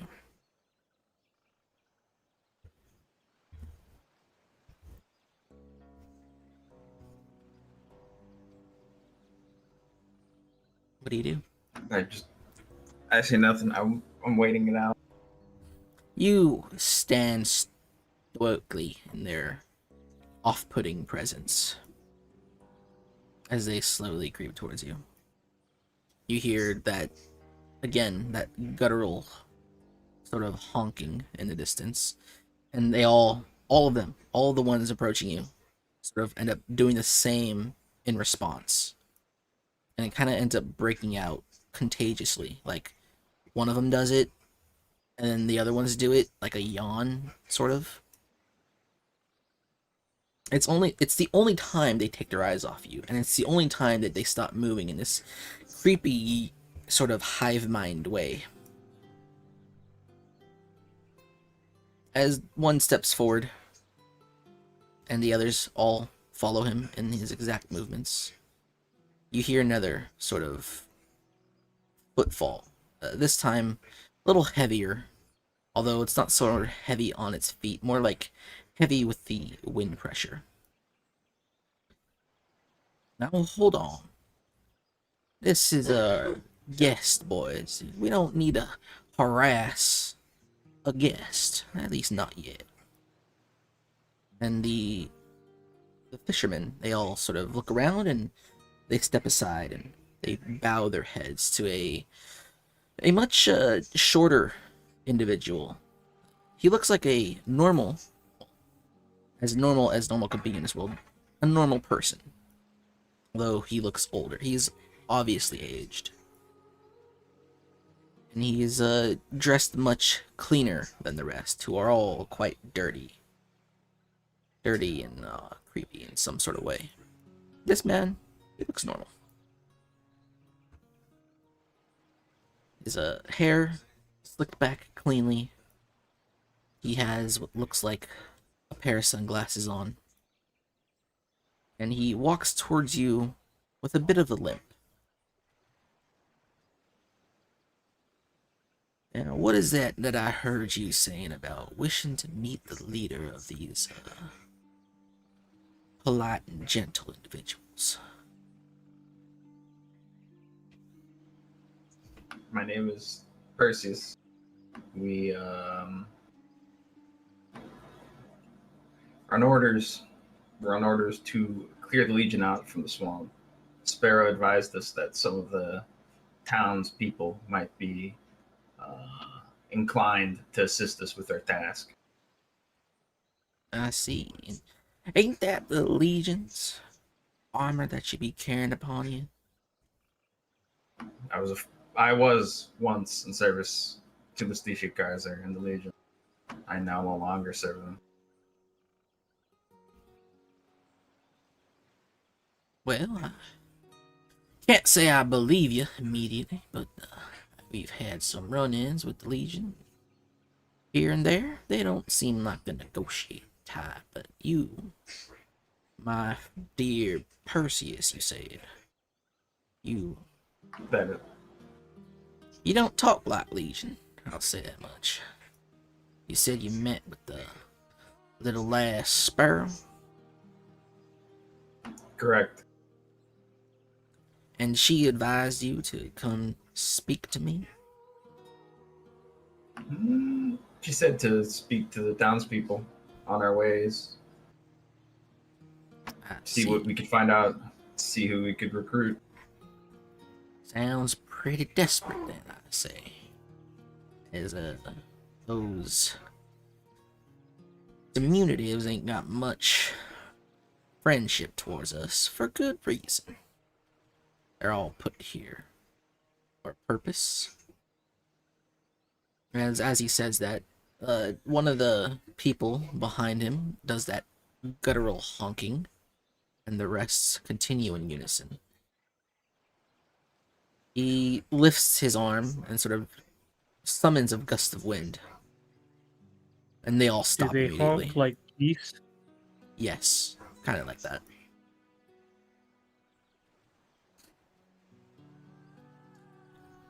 So I assume that you would want us fine folk to join you on your campaign against the Legion. Is that correct? Correct. However, I cannot guarantee anyone's survival, and the forces we will be facing will be very strong. But you will have our aid, and with our aid, I believe we can drive the Legion out of this region. Yeah, it's a funny thing to see. The Legion wants us on their side, too. However, I ain't too keen on just being under somebody else's rule. That's why I live out here. That's why I moved out here. I don't really need to fight the Legion. You see, me and my boys here, we could just fly off and find ourselves a new home, not touched by the Legion. They'll find you eventually, wherever you go. Now, you say that. And that might be true. Tell me, how badly do you need the aid of an old man and his fellow fishermen?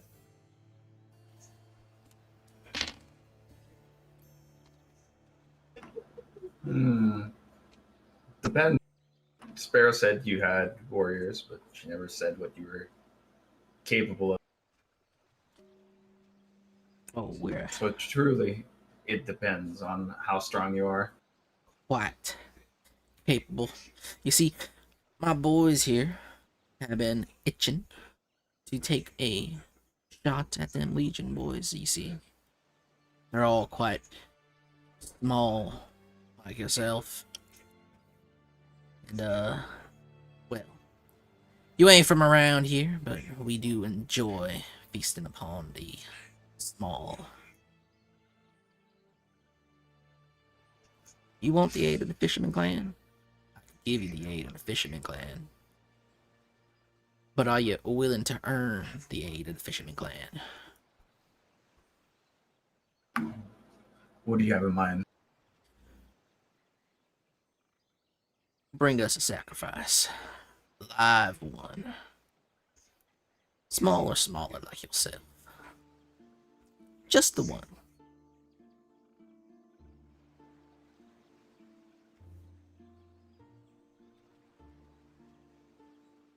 You don't have to do nothing else but bring them, but I'd ask you to stick around until we're done with them.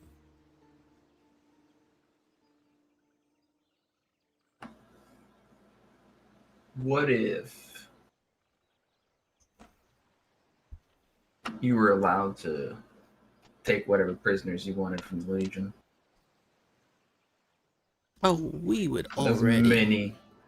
we would already do that with or without asking. I'm asking you if you and your people are ready to fight alongside me and my boys. And that requires you, like I said, to stick around.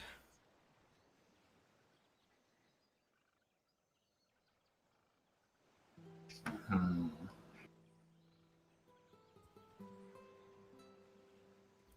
It'd take me some time, but perhaps I could find a sacrifice. There's a cat boy nearby.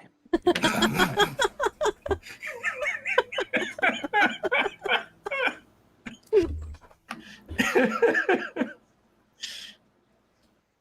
He's not nearby. He fucked off. I don't know where Felix went.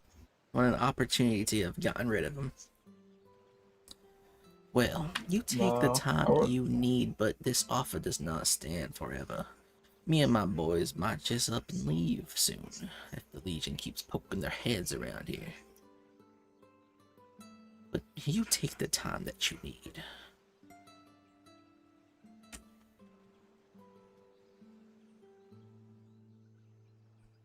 I understand. I'm certain I'll be able to find a sacrifice. If not, best luck on your travels. With that, I turn to leave.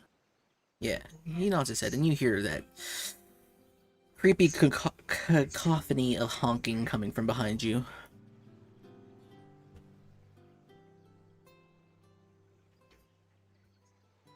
And I assume you float your way back across the pond. Yes. All right. What do you do now?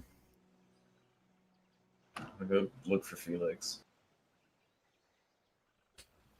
Felix, you're being looked for. Are you found? Yeah. You find Felix. That's that. Scouting ahead doesn't really do much. Don't actually fucking tell them. Felix. Are there any Legion in the area? It looks to be clear, at least from what I can see. Ooh, actually, let me retcon a little bit. The leader of the fishermen made it clear that he wanted the person to not be of Legion origin, but to be of somebody who would be more innocent in design. One of your soldiers or a villager even from Sparrow's village. Now that's fucked up.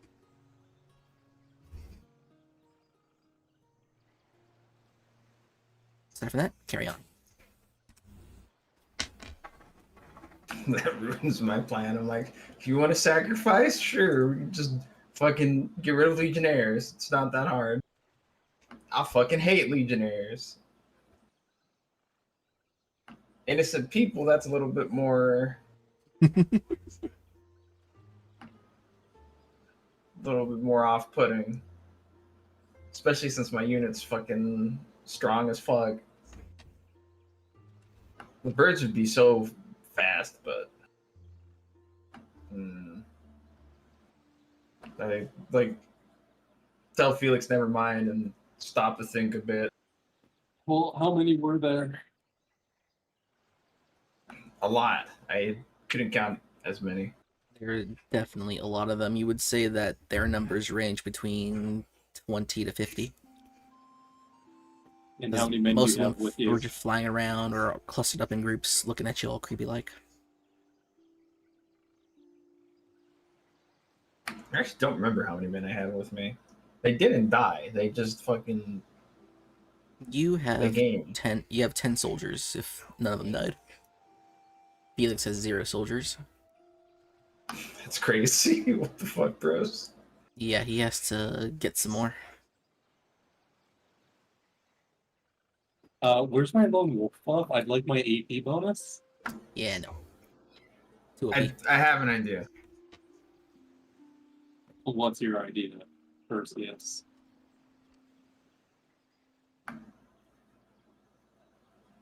Personally, finding an innocent to sacrifice to the birds doesn't exactly. It's not something I want to do. However, if you're so inclined, you could make that deal. But I leave it up to you, seeing as how you're a bit shorthanded.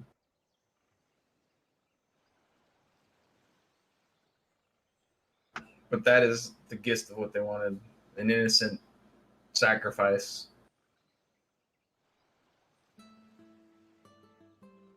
Doesn't Which sound like they're I- much better than Legion. They at least keep to themselves, for as far as I can tell. I don't think this would be the first time they've had experience sacrificing someone.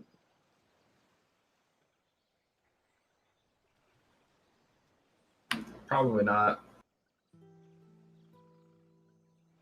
We could just rid ourselves of their leader. From what I saw there, I don't think they operate like that.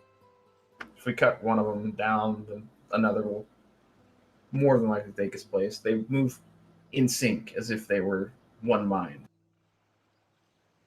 But the leader moved on his own. It's an odd kind of conglomerate.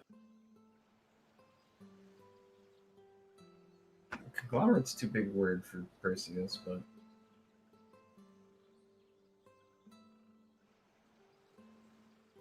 it's over, bros. My immersion. Immersion. Regardless, I don't think we can cut one down and not have to cut the rest of them down. Probably should have showed you his token. It's in Discord.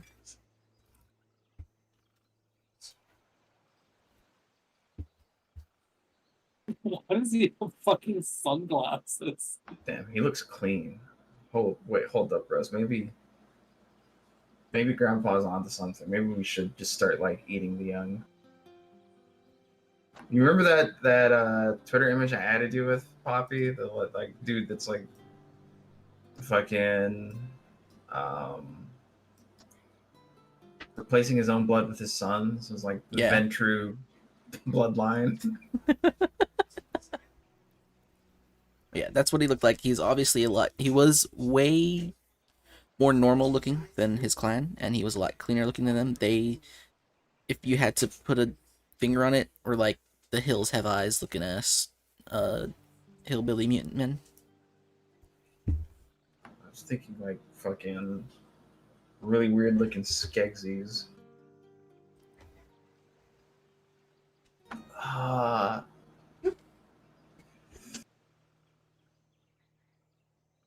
And they weren't receptive to any other means of gaining their aid. No, but they didn't seem like they were inclined to go with the Legion either. They were more inclined just to up and leave.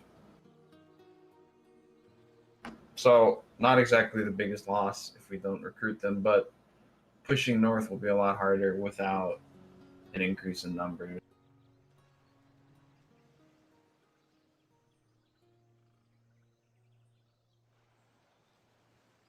And the village on the other side of the bridge, they're another type of tamer, correct? The They village on don't the like What I the, understand. on the far east. you're asking DM or Felix? DM. Yes. You didn't ask Sparrow about them, unless you want to retcon that, because you seem dead set on just doing your thing. But I remember I was sitting there listening when Dirge was doing his thing. I hadn't left yet. Did I Dirge waited ask for about the them? whole like. Dirge asked about like all the villages to the I- east and west, and I was like, Okay. I want to go talk to the dragon. So the people from the east, they're sort of an agrarian society. They're a lot more sophisticated than most of the people in the Blight, as far as what it sounds like Sparrow's told you. They're known to actually farm crustaceans and insects. So, despite being predator, they have their own source of food that they don't have to hunt other people for. And they are also skilled weaponsmiths. Hmm.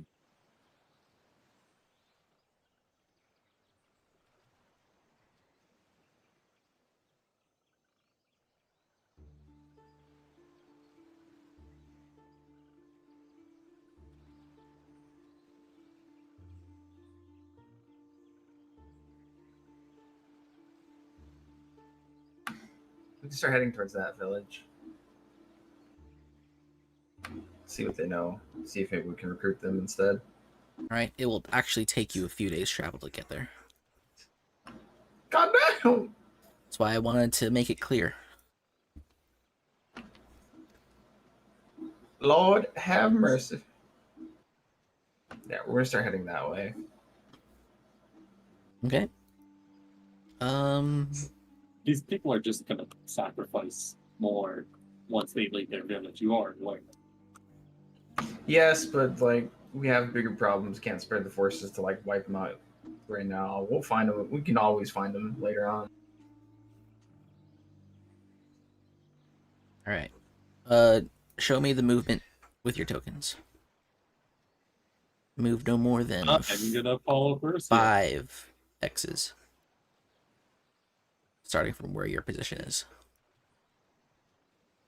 So that's 4, and that's 5. Alright. Should I move two ahead of him because I move 5 by default?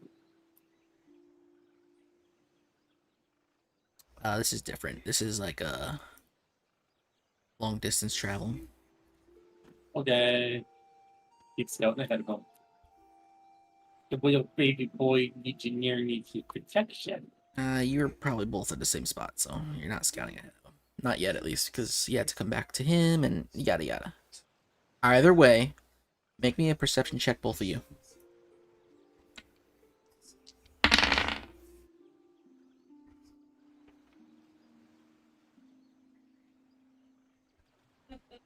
All right. As you reach this final spot here in this little marshy, wooded area, you'll come across one of the greater swamp dragons. Well, at least a corpse of them. It is massive. It is almost as tall as the trees itself. In fact, it might be taller than the trees themselves. You will notice that this creature is missing a head, although there are 2 more left. You'll also find that somebody has rooted around on its insides. It is somewhat fresh. Maybe half a day since it's been dead. Whoever killed it, though, didn't seem to want to eat it. Was it looking for something? Would I know if anything's missing from inside this creature? Well, if you want to root around inside, but you don't really know the anatomy of a greater swamp dragon. Why don't you give me a flat D20, 5 or lower? Or 15 or higher? Yeah, alright. So, when you take a peek inside, it does look like things were moved. And it's hard to tell, though. You're rooting through a lot of flesh.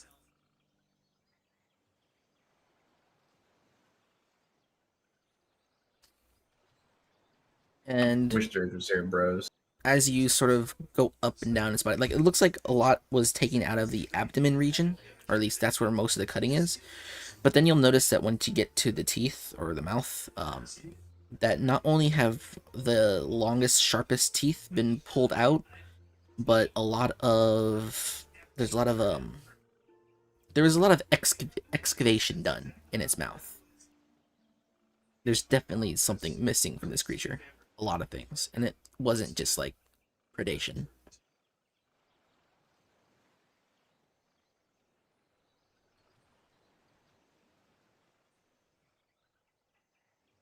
Anything else you wish to know, do? Let me think. Are there any tracks for what killed it? Yes, I'll go off of the previous perception check. It looks like there are a lot of large tracks. Tracks about you can lay down in these tracks. They're more than likely left behind from a beast from beyond the trees. More than one. Oh boy.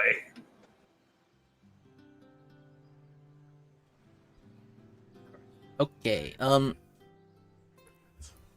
Dirge and Kralikova. Kralikova, you and your men haul this large, murder, torture device back into town. And it leaves a lot of people confused. It's like, oh, good lord, what is that thing? Most people are curious, not so much afraid, but they know that it is a weapon often carried by a beast from beyond the tree. And Dirge, you also come to town and see this as well. And, what do you intend to do with this weapon, Kralikova? I'm gonna ask people if they have a furnace. You ask around, you probably get direct to the weaponsmiths, and you'll find that most of their weaponry is done with either wood and plant fibers, sinews, battleborn body parts. There's not a lot of metallurgy done here. Give me a luck check. Don't worry too much about if you fail.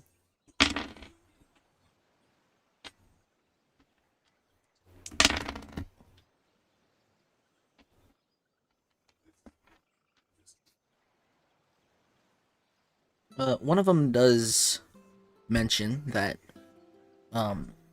the farmer clan to the west, they are quite sophisticated and they wield foreign weaponry. Weaponry very similar to that of the Legion. Well, maybe not very similar, but similar in quality, similar in the fact that they have metal. They do work bronze over there. They'll also mention that the do they?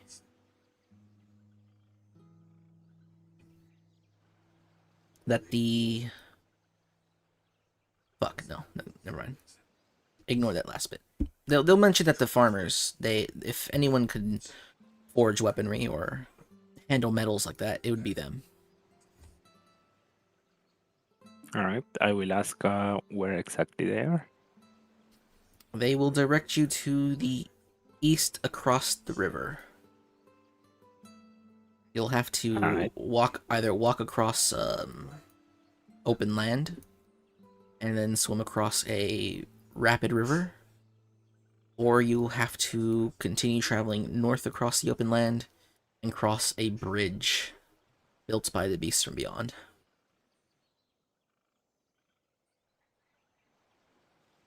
Okay. So I do not have any chance of casting an ice spell, right? An ice spell? Yeah. No.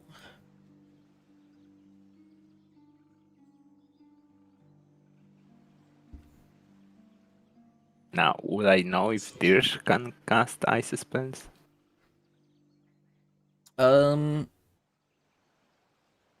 We can assume that you both know each other's capabilities. I don't think he has an ice spell though, does he? Church? He has Frost Nova. Does he? Well, you know. Now, would Frost Nova freeze a river? Would Frost Nova freeze a river? You'd probably have to cast it more than once, and if the river's moving too fast, probably not.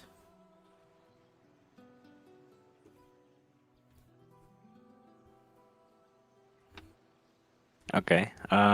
So this is to the DM, but how much do you think a river is? Like, how deep do you think a river is?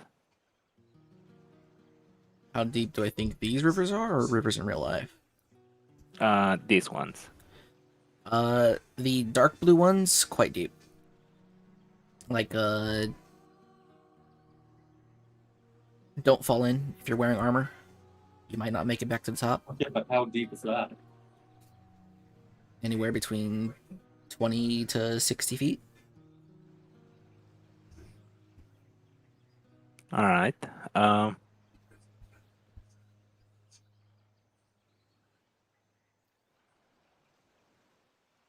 Can I ask around if people know how deep this river is?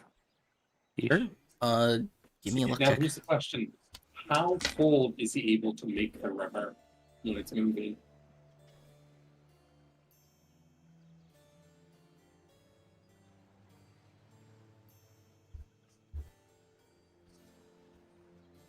I keep trying to roll with the exclamation mark.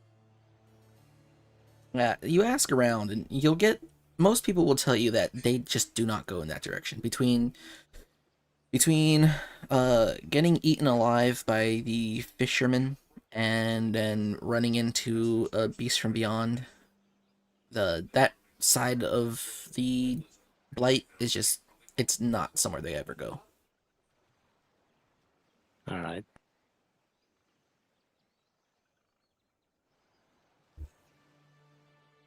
Well, time to try my luck, I guess. I'm gonna set off to the river and then, like, first I would go, where's the thing? Like this, towards the river, and then up to the bridge. Okay. Uh, show me where you intend to move. Move no more than 5 hexes, and before that happens, Dirge, you've made it to town quite some time. You've seen Kralikova wield or haul this large metal spike into town. It's been a few hours. No, more than a few hours. It's been about 6 hours. You hear what sounds like the footfalls of a swamp dragon. Marsh dragon. Oh no no no no no!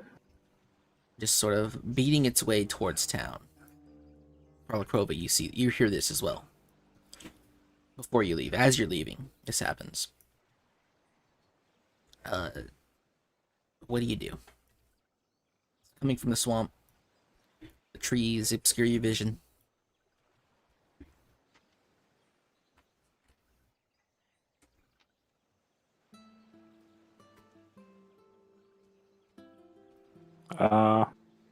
what do I do? Either of you. I'm still in village then. Yeah, before you Uh, leave. I'm just gonna ask Dirish what that might be, since he came from that direction. Or he went to that direction.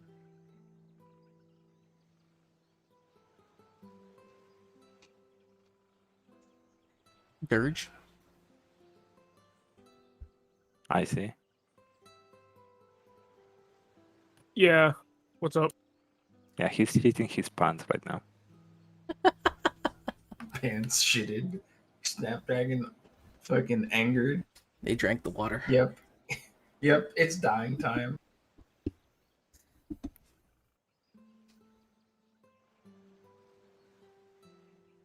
Dirge stands there speechless. The beating of those steps gets closer and closer. And then you can hear the familiar sound of vegetation being crushed and brushed aside. And as everyone is ready to run, the villagers are about, ready to bolt. Dirge, you see a large, familiar creature climb over the vegetation. It is big ol' One Eye. And sitting on top of One Eye's head is Sparrow. I yelled to Sparrow. So, what was up with him? Not even faces. Why you say it dick? The large creature steps forward and puts his head down as Sparrow walks off of him. He moves a little bit more, so he's more beside Sparrow, his massive figure beside her tiny little body. And he looks at you. Sorry, I had a headache.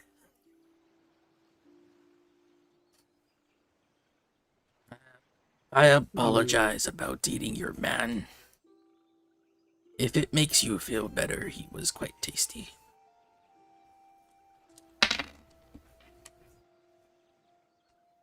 Well, you're gonna have to replace him then. I already had a scolding from the little lady. I can replace him. I just need to go find my friend.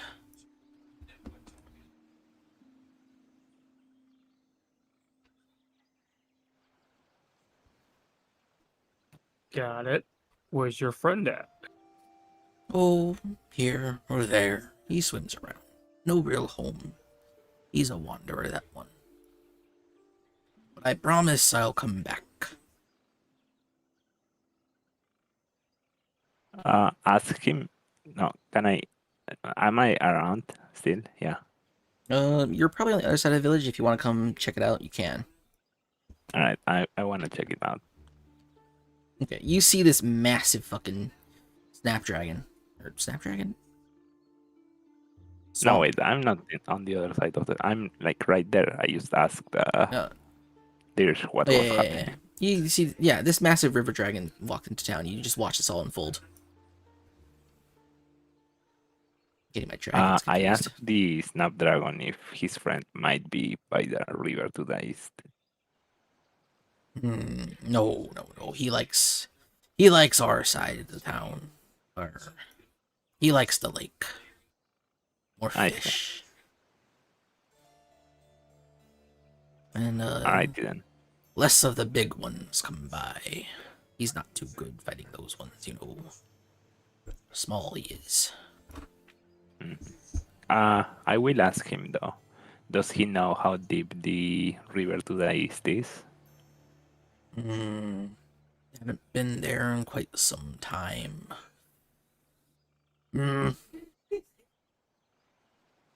It's much deeper than I am long. If that helps. Why would you wish to cross that river? I know the people here don't like going that way for good reason. Yeah, I need to get to the other side in a much quicker manner than going north to the bridge. Well, I'd take you, but I don't move so fast on land, so I don't think that would help you very much. That is alright. Well, if you can wait for me to go find my little buddy, I will gladly ferry you across the river. Alright, sounds okay. Well then, I'll be off. He lumbers his massive body, redirects it back towards the northwest side of town, and just slowly steps on up. Alright, His change of plans. large I'm thunderous going back footfalls for shaking everything. I'm going back for another weapon. Okay. Go ahead and move 5 hexes.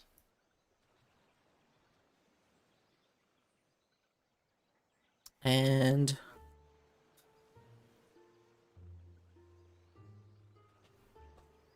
I guess this will count as a camp for everyone but Dirge, unless Dirge is leaving town for some reason.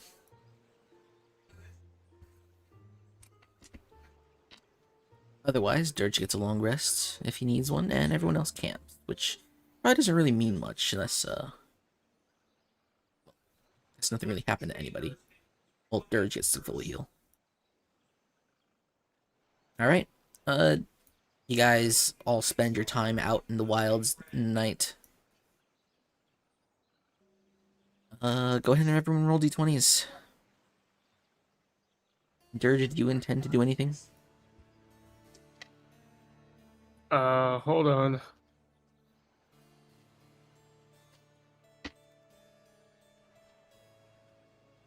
Man still fighting the pizza boss. But how big is that pizza that it's lasted like an hour and a half already? Well, I got 3 pizzas from Domino's, so Okay.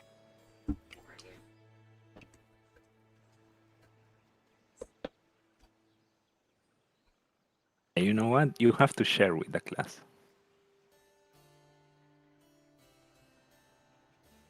I wouldn't mind, come over here to North California.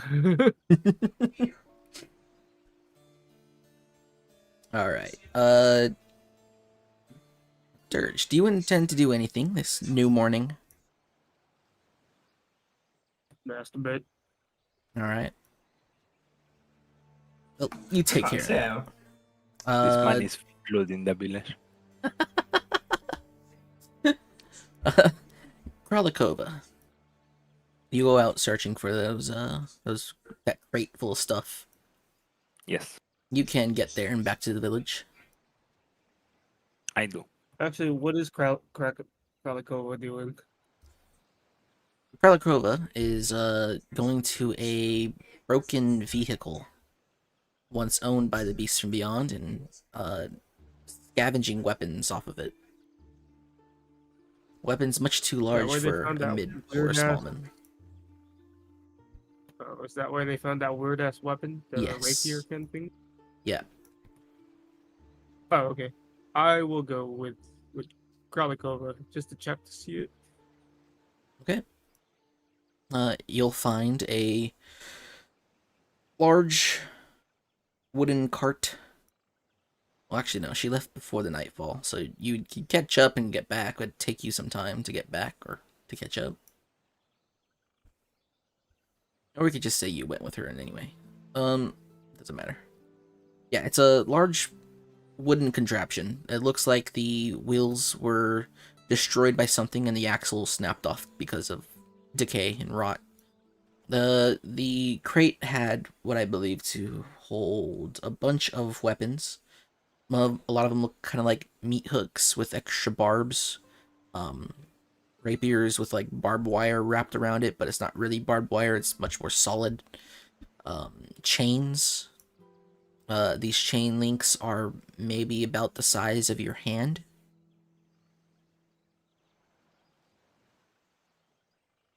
and there's a decent amount of them. Kralikova has come here to take some more of these back to the village. She intends to try and get them smelted down by the farmer clan to the east.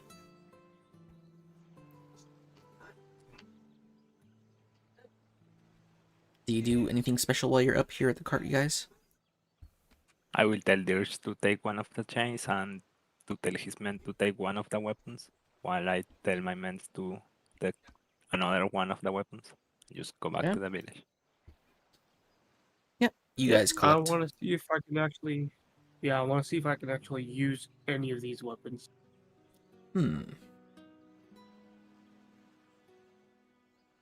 Actually, is Herod around in the villages?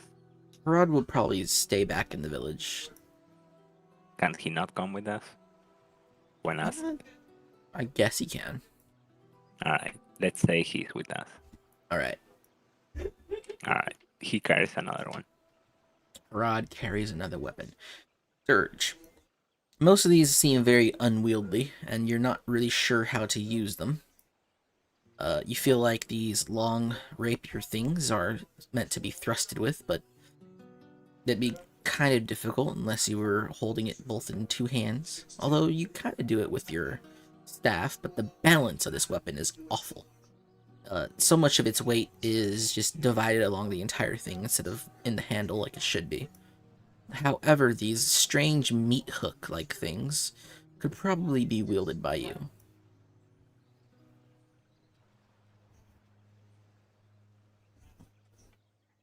I can't like have one of these meat hooks on my walking stick. It is very large. It's like the length of your walking stick. The entire hook. Yep.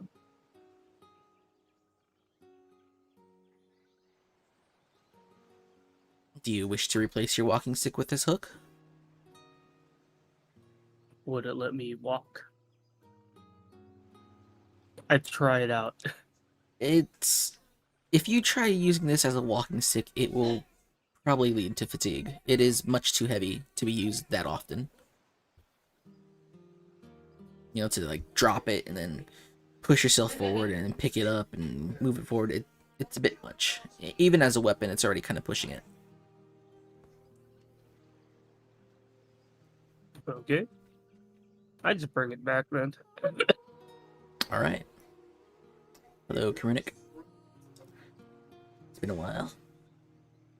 Alright, you and Kralikova bring the hook back. And, like, what, 3 weapons?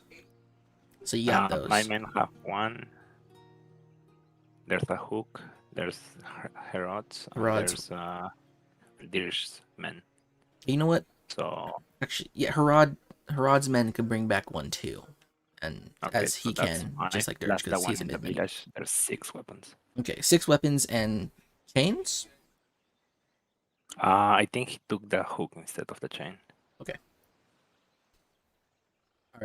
So you guys will be in town. Maybe like 6 hours after you arrive, if you stay. Actually, no. Your trek took a while. When you get back, you'll find One Eye is in town. The villagers are sort of doing their thing, praising him and giving him offerings and brushing the whatever river swamp gunk out of his scales. And beside him will be a much smaller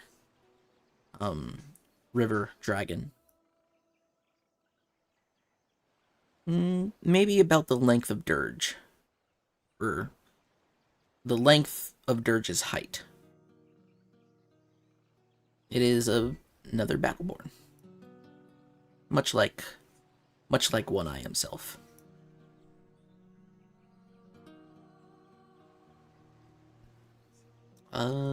Perseus and Felix. What are you Yes? guys doing? We're traveling.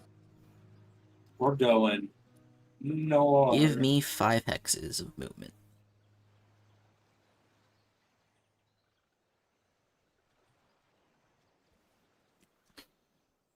All right.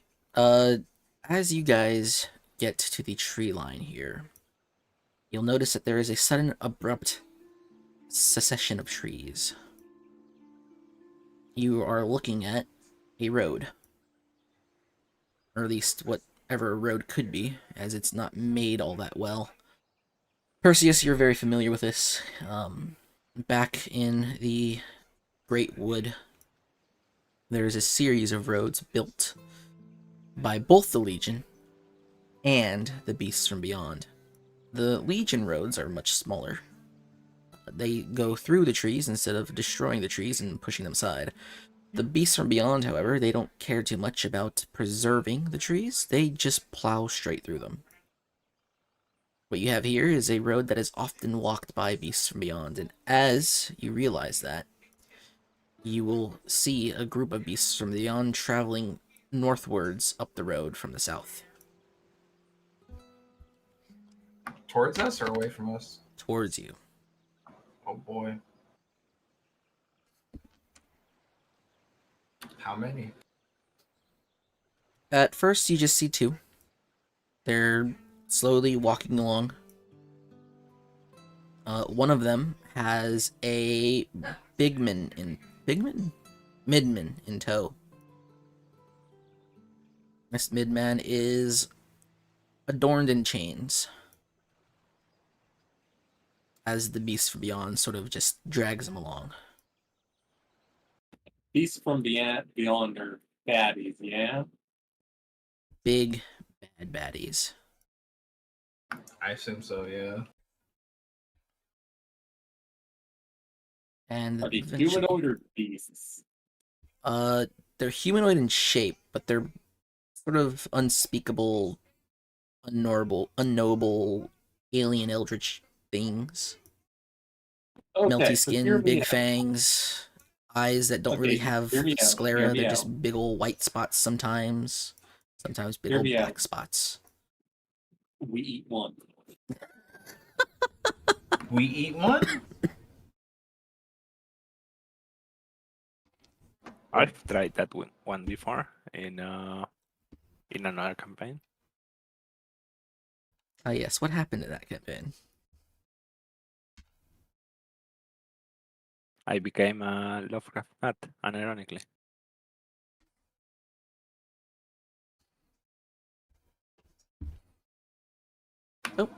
They're passing by. Maybe they're gonna walk. They got like another football field of distance to pass you by. Then they'll be within range of you for a while as they pass on.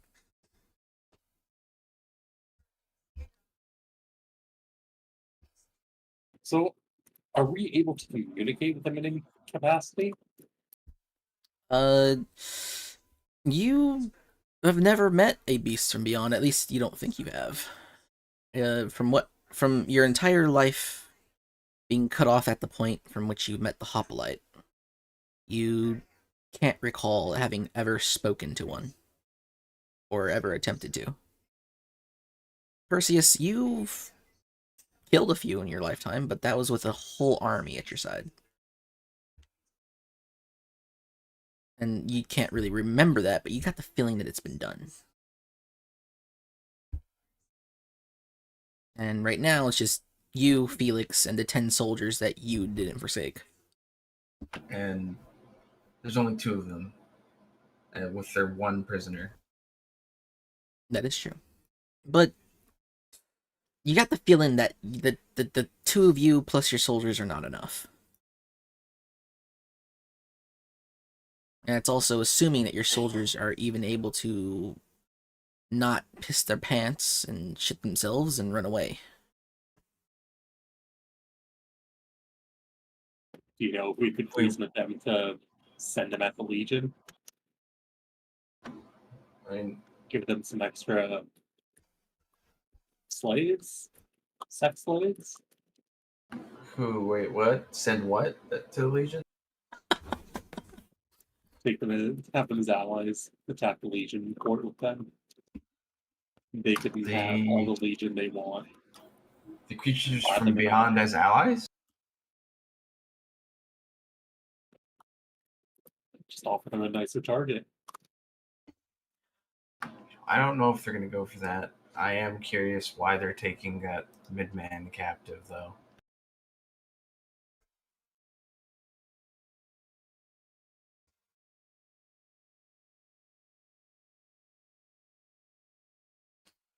Do you guys wait and let them cross, or what are you doing?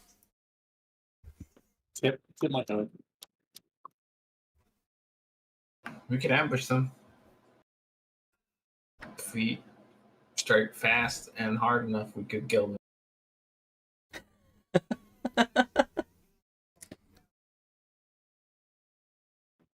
If that's what you think is a good idea.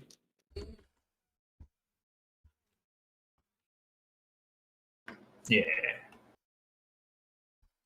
I think that is a good idea. Anything that the creatures from beyond are interested in. If they're interested in it enough to not have immediately killed that man, then he should be of some use to us. What if he's Legion? Still of some use to us.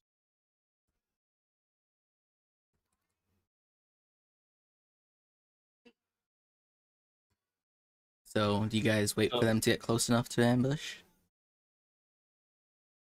I think that's the play. But So what rank- is the play? You talk to them if they turn out that they can't be reasoned with, we attack. yes, I'll talk to them. You jump them if it goes poorly. They'll at least confirm whether they're prisoners Legion or not. If he is Legion, maybe we can convince them to kill other Legion. Like you said, it's a good point. We'll see how it goes. Okay. I will be right back, real quick.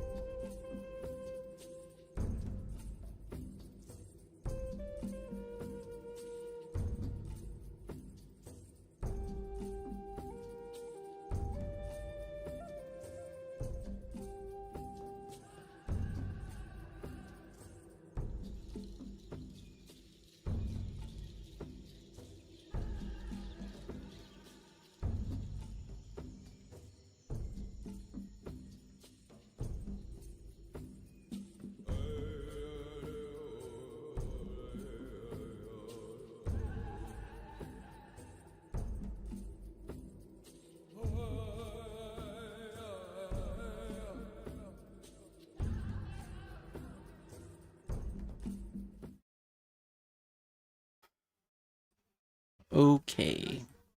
Alright, so you're gonna lie in wait for them to get close enough, and you're gonna attempt to communicate with the beasts or with the midman. Honestly, whoever will talk. Felix is gonna lie in wait. I'm just gonna kind of like make contact.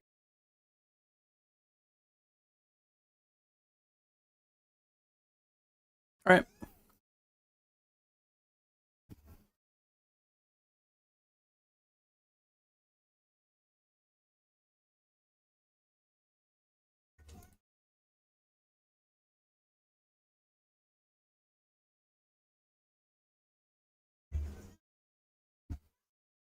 So the beasts are traveling up this road at a leisurely pace. They get to here. And now they're here.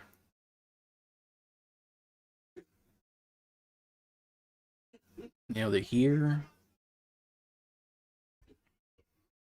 Are you engaging? Yes. Okay. What do you do exactly? I step out into the road. You step and out greet into the road. beast from beyond. What do you do? What do you say?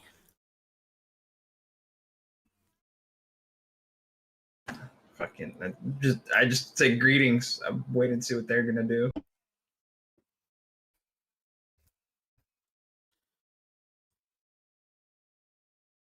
All right. You hop out of the trees. You say, "Greetings." The beasts, as they're stepping by, one of them slows down a little bit and obviously is looking at you. It nudges the beast from behind, the beast to its side, and points at you. And then that beast also looks, and they both stop. And they kind of approach you. At least the one not holding the midman by the chains approaches you. The midman looks at you. At first, it looks confused and intrigued. And it kind of leans forward as the beast holding its chains kind of tightens its grip.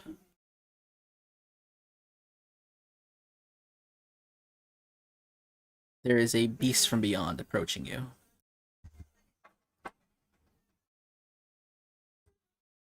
I ask him who the midman he's got there with him is. We're warriors of the hoplite looking for legionnaires, and that midman looks awfully like a legionnaire. It continues to approach you. It gets maybe within 20 feet of you. Do you do anything else besides say that? No, I do nothing else. It stops. It stops in front of you, and then it kind of like leans forward a bit. And then it looks at the other beasts from beyond, and it speaks something in some garbled and unintelligible language. It's guttural and clicky. And it looks back at you. And then reaches out to you.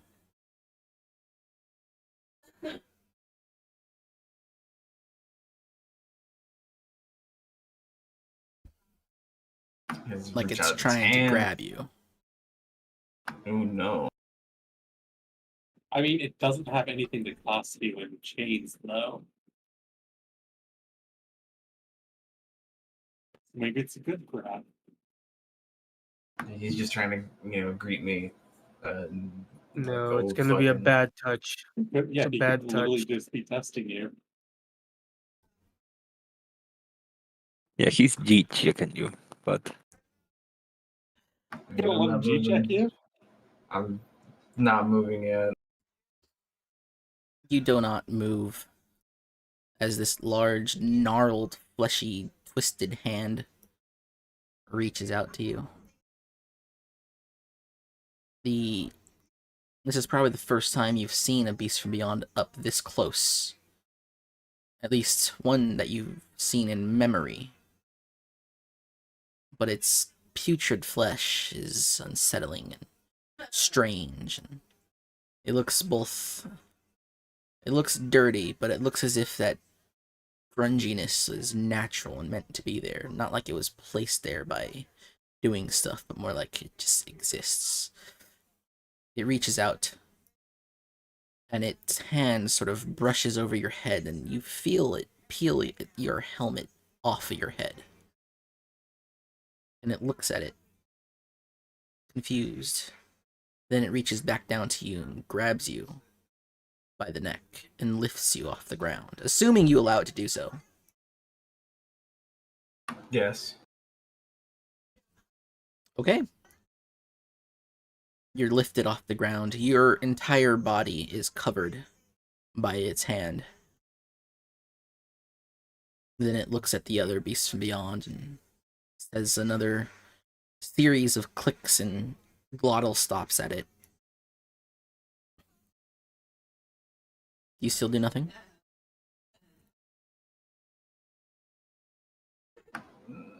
Yes. It brings you to the other beast.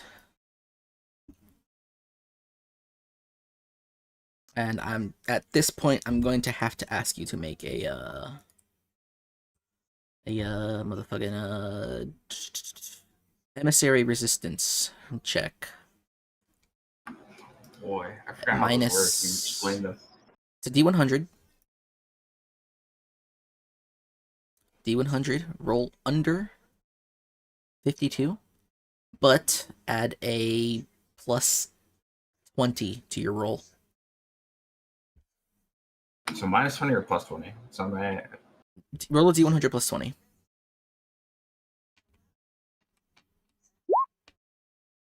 God damn. A sudden surge of panic washes into you. Whatever plan you had, it's obviously gone awry, and you have no idea what to do. You are afraid. Now it's your turn to shit yourself. It's time to shit my pants. I'm a legionnaire. Legionnaires don't shit their pants. You struggle a bit, as its grip is firm. It does not seem to even care about your struggle. And it brings you over to the other beast. It sort of just shows you off to that beast, and it hands you off to that beast, and that beast will also grab you, if you allow it. I'm going along with it for now. You are frozen in place. Whether it be by your own choice or by your nervous system sort of forcing you to do so. You feel your heart racing, as if it's trying to escape your chest.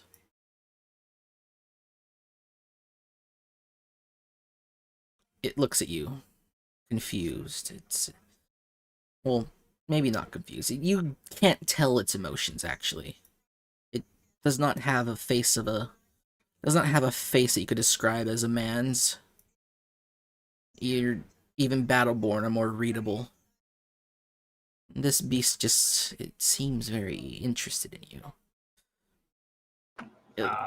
I look at it and ask it, it's normally a little bit more talking before the touching.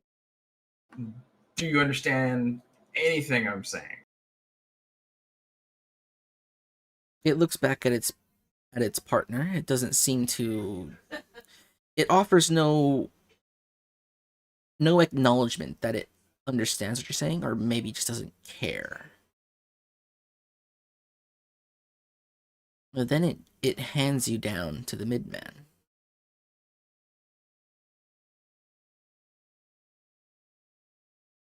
The midman sniffs at you. He sort of just gets up real close and breathes on you. And his face is at first sort of empty. He doesn't really know what to think about this. He hasn't actually said a single word this entire time. Now, you, I know, can understand me. At least I hope.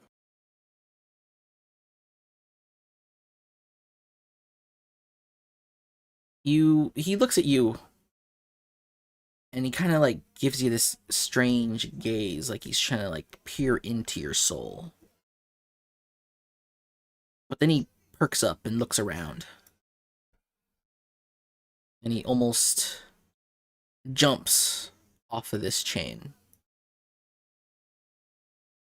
In response, the beast looks at the midman. And he lets the chain go. The midman runs into the woods.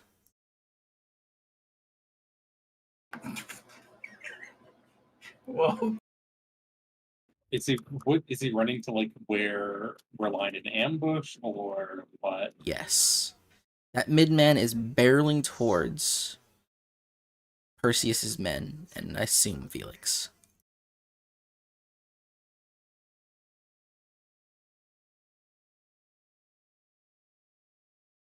And he's sort of howling and stop him if screaming we in can. a madman's wail.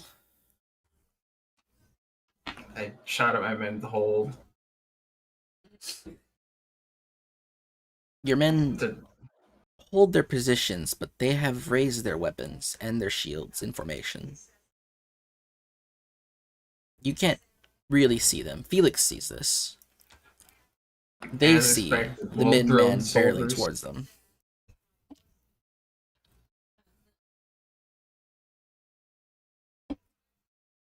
What do you guys do?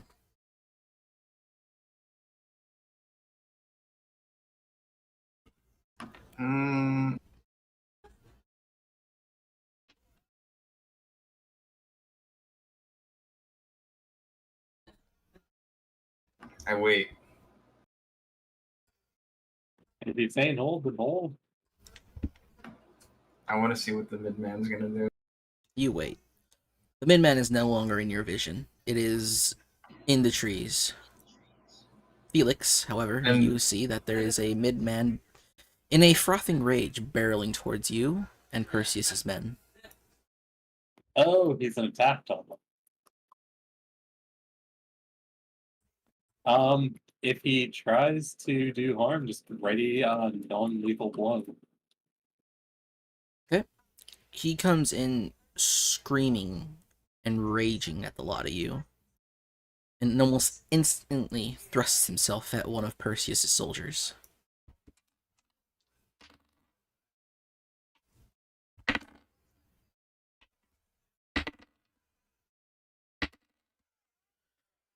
He unleashes a flurry of blows, and the defensive line barely holds as one of the men end up having his shield shattered.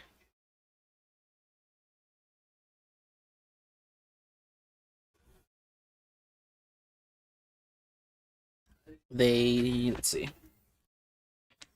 Well, Perseus. he's not trying to attack otherwise, but if he does try to actually harm one, then intervene and just go for non-lethal.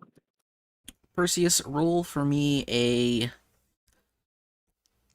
another emissary resistance check, and then do you see the small number next to the double-digit number? Let me see. Where's that? Would that be? Is that in my? Charisma. Yeah. The 9. Yes. Add that to your dice roll.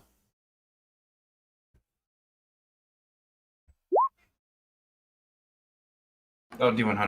Yeah, D100. And you can G-chat. Wow.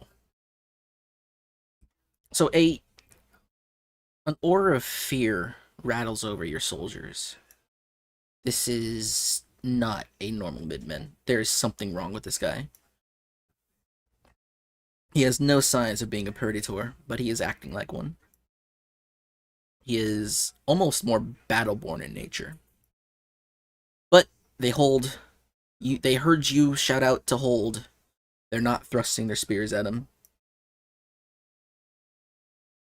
Felix? I asked the two fucking, what's it called? The two weirdos near me if they intend to replace their old midman with a small man. Bit of a downgrade, isn't it? One of the beasts approaches where the midman ran to, while the other one that is not occupied with the midman reaches down at you, and you see from his hand a sort of this like a fleshy, leathery appendage sort of emanating from his hand as he reaches down with you with his other hand.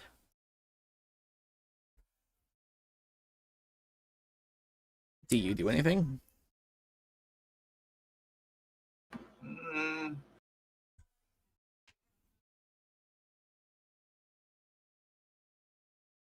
no. Why are my players all suicidal?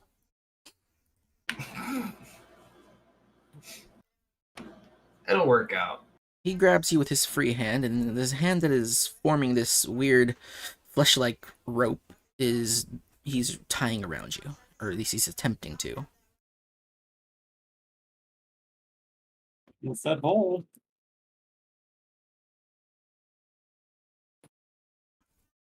And Felix, on your side, the mid-man does not finish his onslaught. He continues. Okay, let's just go phenomenal. Little guy needs to have a nap.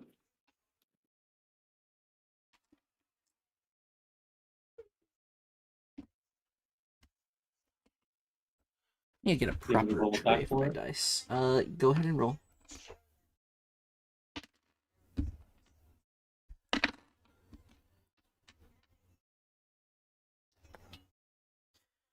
So he continues to assault the line.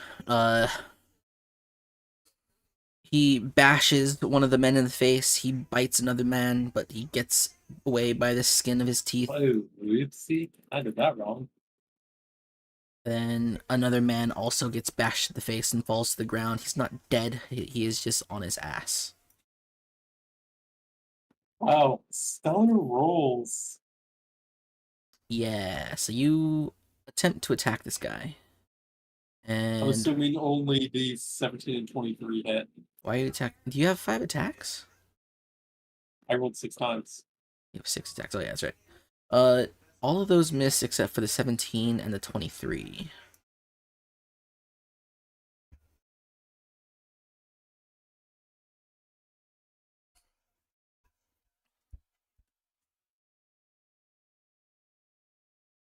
So you Okay, can roll for those. are these considered individual attacks or what? Uh, yeah. Okay.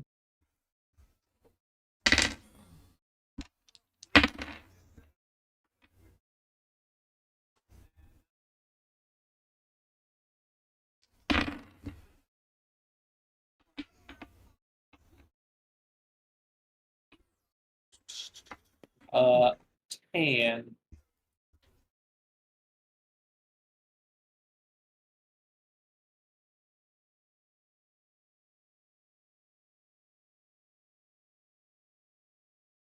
Okay. You strike him a bunch of times. He looks unbothered. If anything, he looks exhilarated.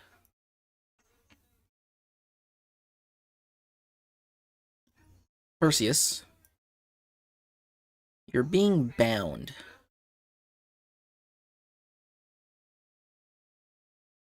Are you resisting in any way?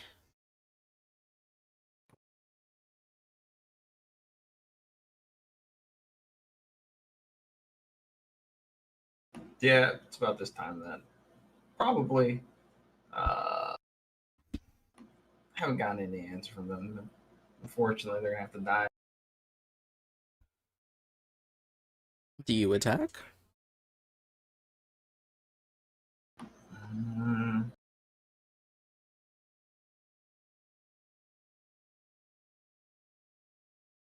I'm trying to weigh my options here.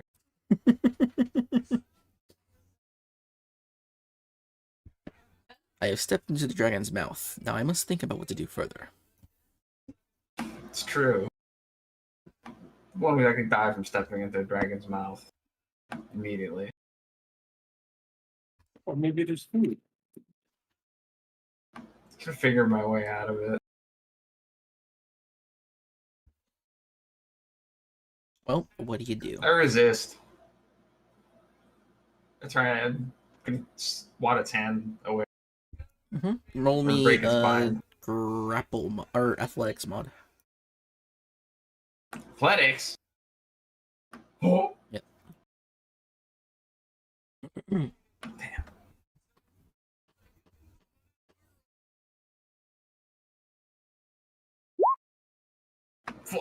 Ooh, yeah. Let's see what he does. Let's see how he does. Yeah, it's It wasn't just a strength check. That's so fucked up. It's over, bros. he rolls pretty high. You start to struggle, but he has you in a pretty tight grip.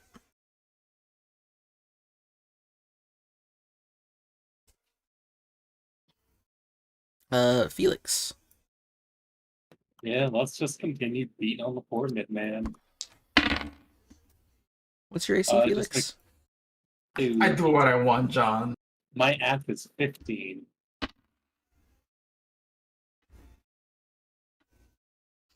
Okay, well, you get hit by a couple of 25s, I think they are.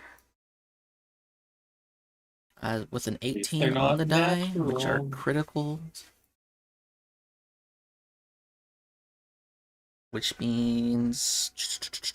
I think that's a... Actually, wait. Shouldn't my attacks have had advantage?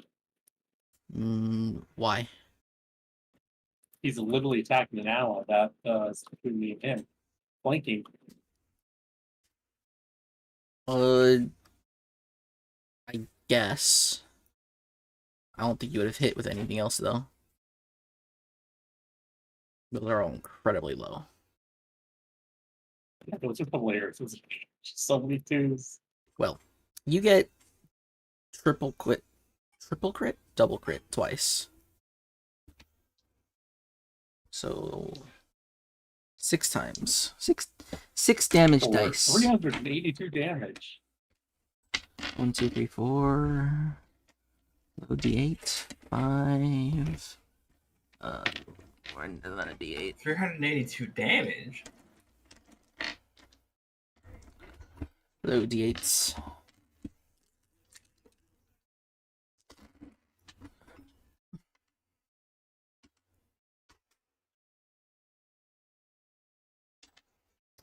I need to get new dice. 5, 12, 16, 17, 19 plus...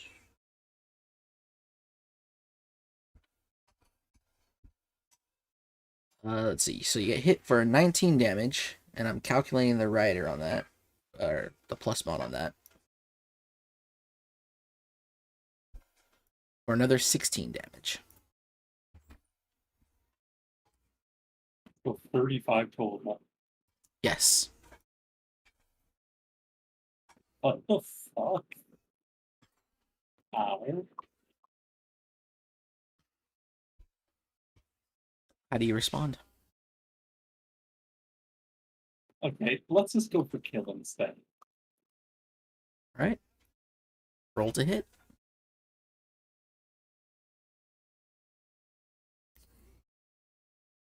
And we're doing advantages as +4. Yes.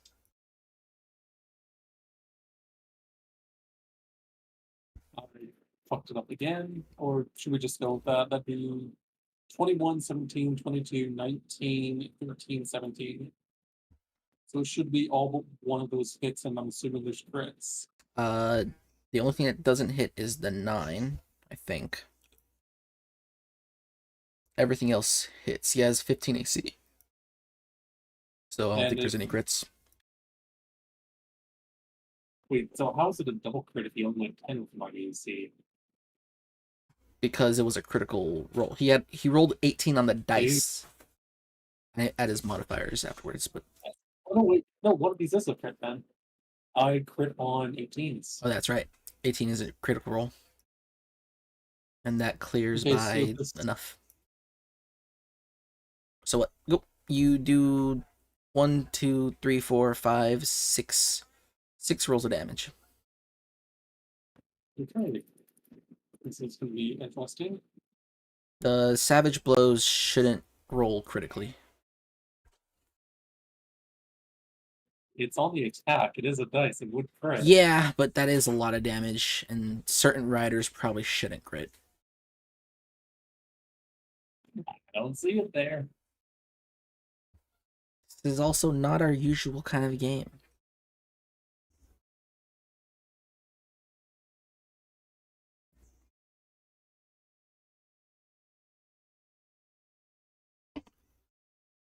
Okay, that would be the damage.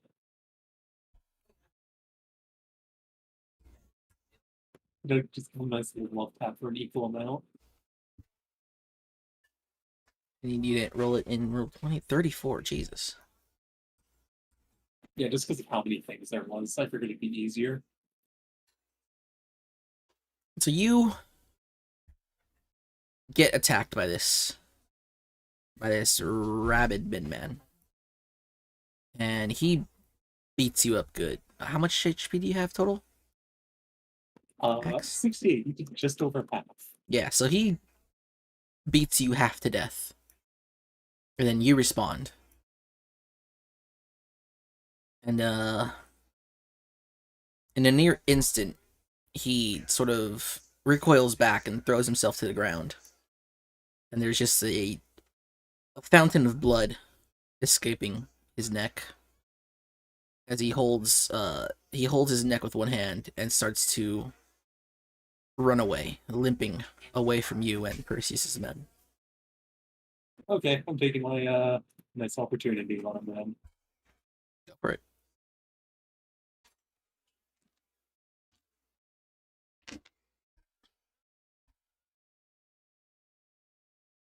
That will hit. Wait. 15 and 22 hit. Okay, then the 22 is going to be a double crit because that's a 26. No, it's added properly. The +4 added properly. Oh, It'll be a single crit.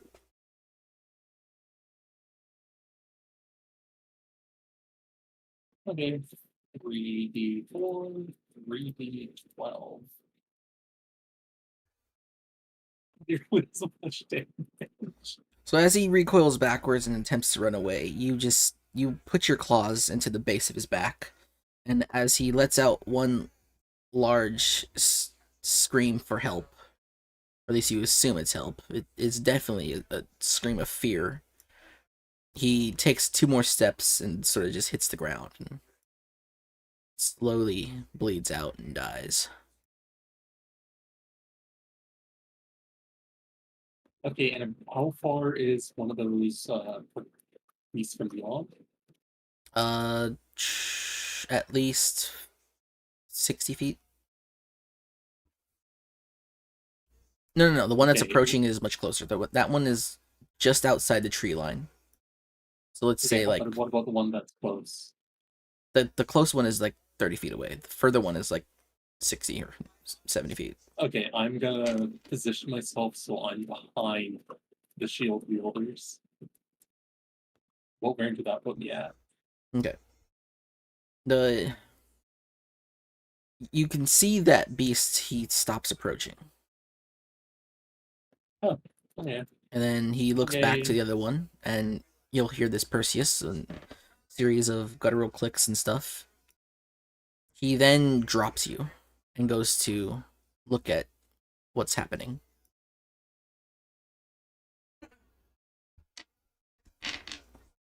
I'm gonna follow the dude. I assume they've already killed the midman.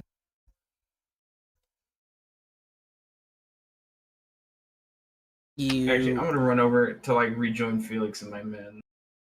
Okay. I'm not gonna waste any time. You run past the beasts. The beasts are approaching the tree line. They are in the trees.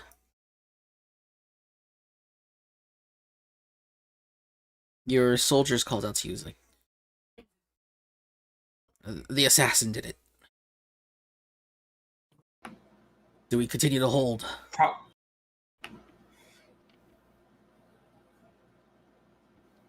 For now, prepare to retreat. You'll see one of your men, or 2 of your men, are pretty beaten up.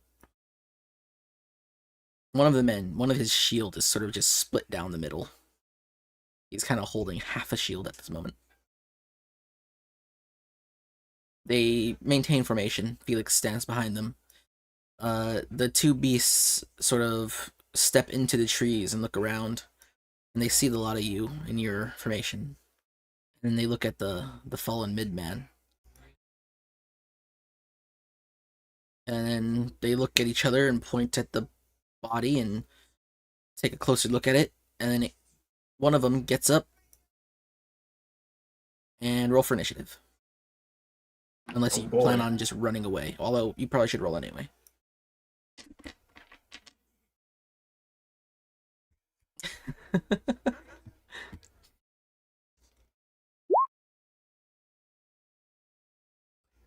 I don't roll good one day, right?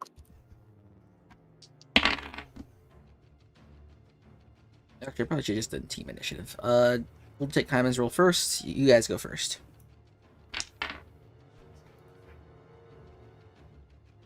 Let's see.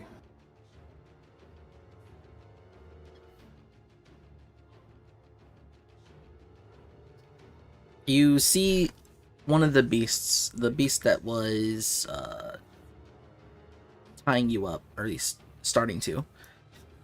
He's reaching his hand out again, but he doesn't look. He's reaching it out towards you guys, but it doesn't look like he's not like grabbing at you or anything.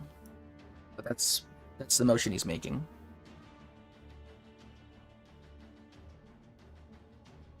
I assume bulwark stance and fucking call out to the beast. Tell them their muscle's dead. They can't. They have no chance of winning. Fuck off and back to wherever they came from. Okay. Felix. So how close is he to Perseus? Yeah, how close are they? They're like 2 of their own steps away from you guys. So like 30 feet. I don't know. 15. I can close that distance to attack. I'd say close the distance right now, and then Yeah. there's going to be a bit of like a. We'll call it some fireworks. I ready my men in advance. However many feet it is to attack them.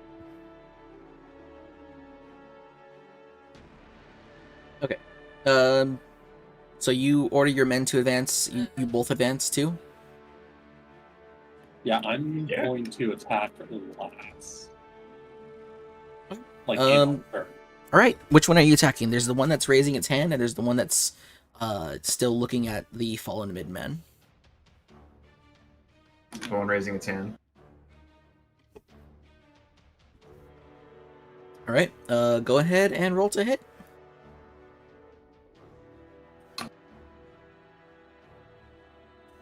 It's like +5, right? Yeah. Ooh!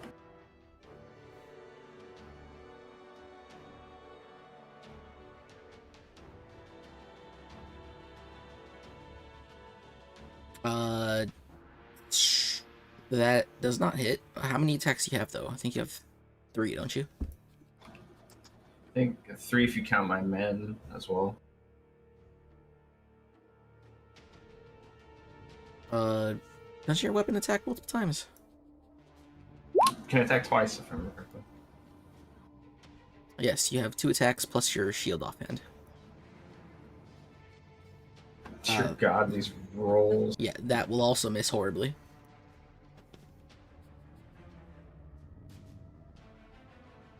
It's over. Like, That would also miss horribly. Felix, or actually no, Perseus, your soldiers stand 10 strong. If only I had access to. I do. I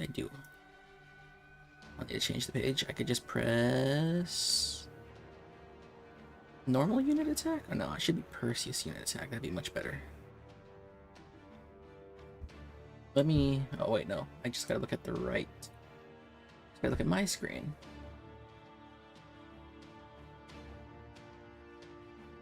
Or not. Jesus Christ, I hate Roll20.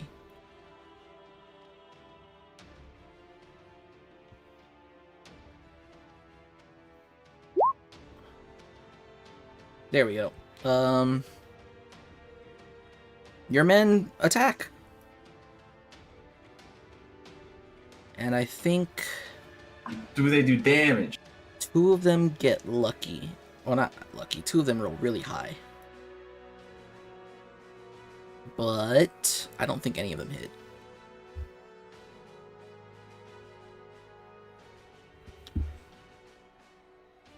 Dear God, what the fuck are there? These things AC. Did I not mention, you know, these are supposed to be very scary things? Or, I don't know, maybe I didn't imply that hard enough.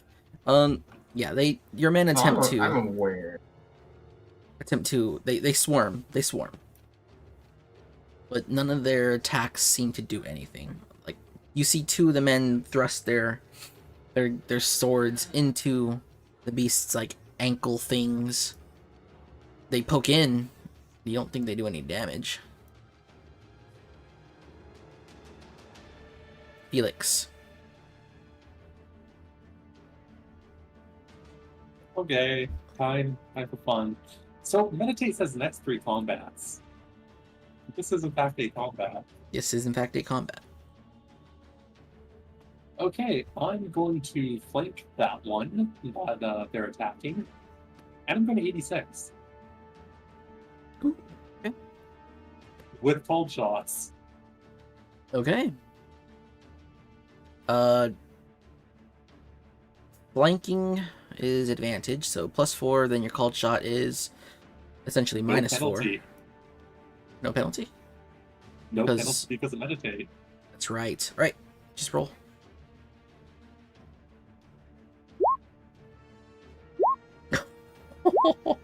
That's all.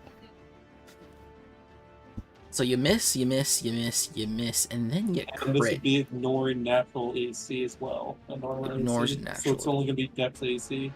So it should be Ooh, 10 okay, plus whatever their Dex is. Which, based on how slow they're moving, I can't see them being too dexterous. I mean, just because you move slowly doesn't mean you don't have dexterity, it just means you're walking.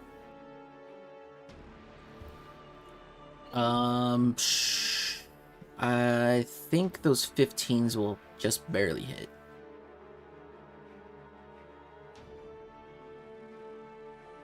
And then the natural 20 is, in that case, a crit.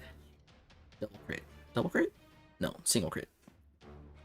Would it be a triple because it's 18 to 20 range? And it's ignoring armor? No.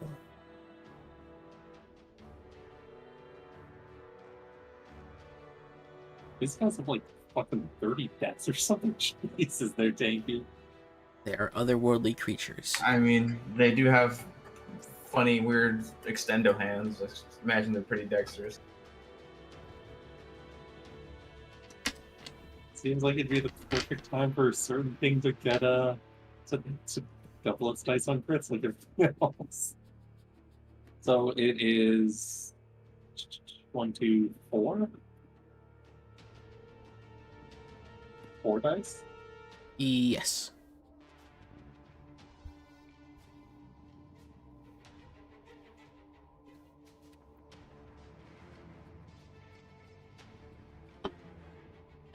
I'm just adding this in here to make my life easy.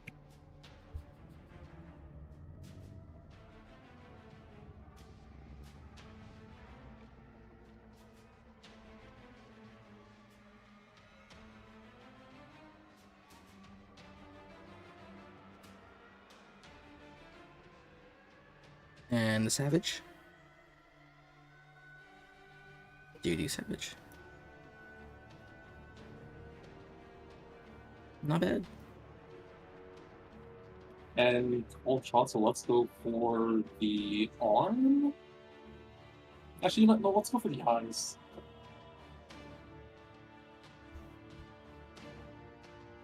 Are you attempting to blind it and like that? I mean, it's called shot. Might as well actually make use of it and go for something. Sure. There are implications. Of course, eyes, you know, if you pulp somebody's eyes, that damage isn't going to go anywhere else. But, just so you know, if you can call shot to blind someone, someone can call shot to blind you. So, Persis will be fine. He's a big boy. You leap up the creature, and you slash at its eyes. And this is the one that is pointing, right? Not the one that's looking. Correct. This is the one that everyone is engaged with. Got it. As you're okay, you attack and you slash it up real good, and it howls in pain. But it's its turn now, unless you have something else to do. Well, here's my question: does it still have vision after this? How would you know? It is an otherworldly creature. You're attacking an eye. You can't.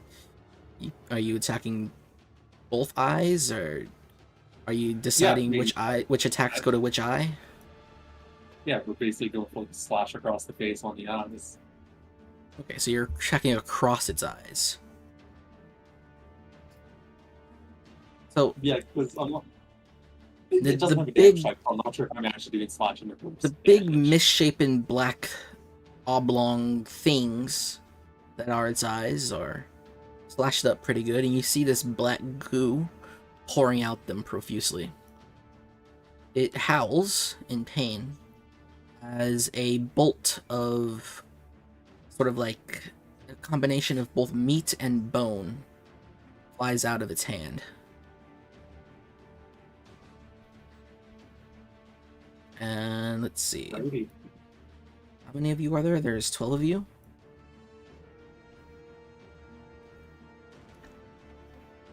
Both of you pick a number between 1 and 12. Just any number? A number. No, we have to be specific. We have to pick the two most powerful numbers. It's 6? 7. No, it's 6 and 9. Those are powerful numbers. No, 7's the most powerful number in that range. Okay, Perseus is 7. Felix, which number are you? You did say we had to choose a different number. Yeah, I said both of you. Both of you pick a Well, number. one.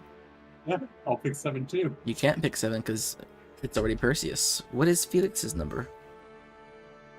We'll be 6. Felix is 6.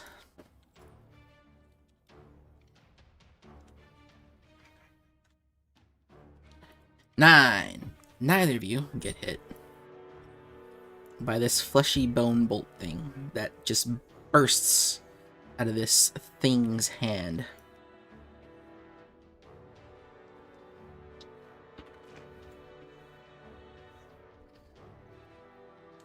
Perseus, one of your men is attacking this thing's ankle. And he was attacking its ankle. But now this big meaty flesh bolt thing has impaled him from head to ass. He is dead. That does sound like you're bailing. Dear God. And at this point, I'm gonna ask everybody to make a everybody. I'm gonna ask the both of you to make an emissary resistance check. Add a plus 10. No, add a plus 15 to your roll.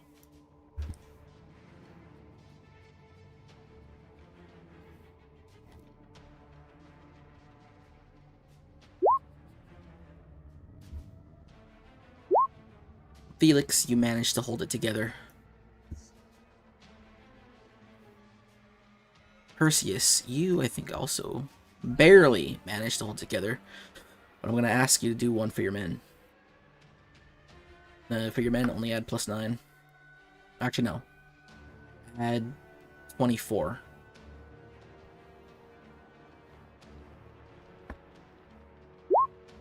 Your men are scared shitless as one of their comrades in arms is just impaled by this bolt.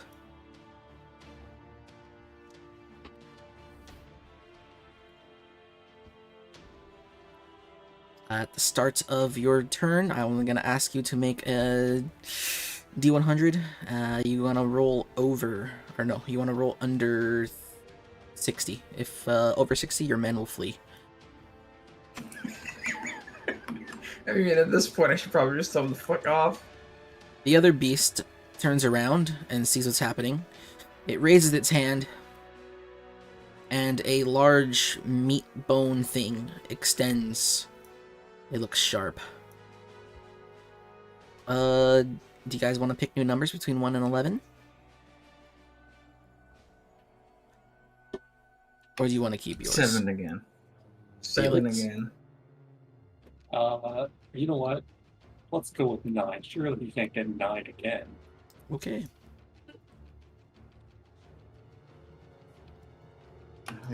Chooses the dead man's hand again. Oh no. Neither of you are hit.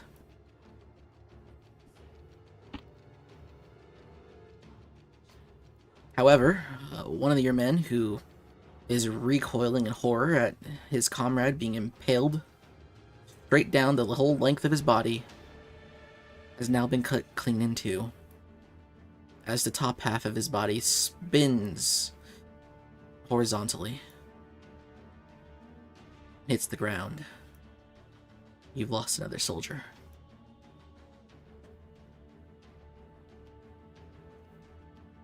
On the bright side, it's your guys' turn again. Perseus, please roll me a D100. You want to be 60 or under. You want to be... Was it 60 or under? Yeah, you're good. Your men managed to hold it together, but it is your turn. What do you and your men do? Fuck me.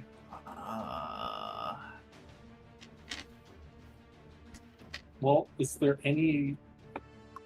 With its actions that it took during its turn, is there anything showing that its vision's been affected? Roll me an intelligence check.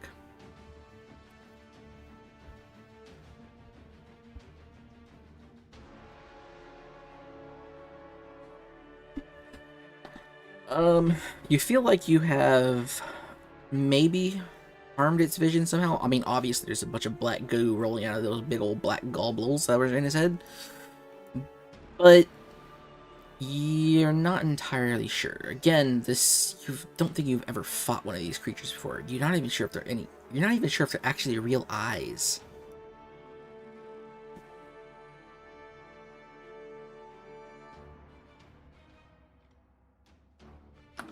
Actually, you know what? I believe Perseus. As you watch it a little bit, it does seem to raise one of its hands to its eye. Its left one in particular. The other one still seems to be tracking you guys somehow. Maybe only one of those eyes got pulped. But it is your guys' turn. What do you do? Okay, how would I take the first turn here? Huh? How would I take the first turn here? Sure. Because if we can blind it, that puts us. I mean, Let's try that, Jazzy. Literally and figuratively. 6 seconds in character talk. I'm telling my men to begin retreating. We already lost 2 of them. I want my men to retreat at least. Okay, your men retreat. They have no qualms with running away from this battle. Okay, and before Perseus leaves, I'm going to call shot attack the other eye.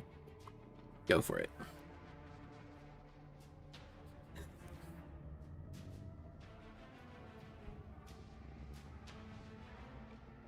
Oh wait, I'm dumb. I forgot. I get to have my dex with this now. I rolled sure a bit higher than I thought.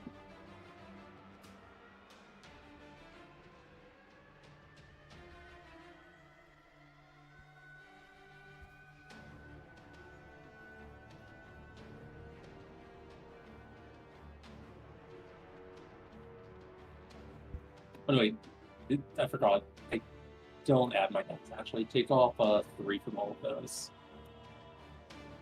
Making this difficult. 26, 27, 26 hit. 24, 13. And just calling them out by what they are here. Is that 26, how 27, 26 hit. I'm assuming And, crit force because of this one. Crit. No, actually, no, hold on.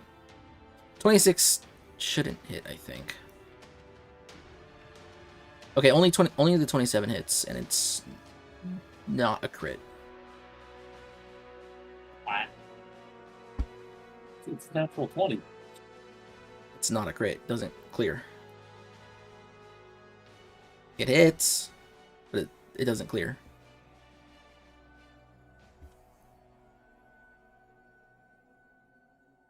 I want to roll my crit confirm. The crit confirm is automatic. It doesn't confirm. We're now introducing 3.5 edition. The confirmation is counting the difference between what you rolled and what their AC is, and it doesn't confirm.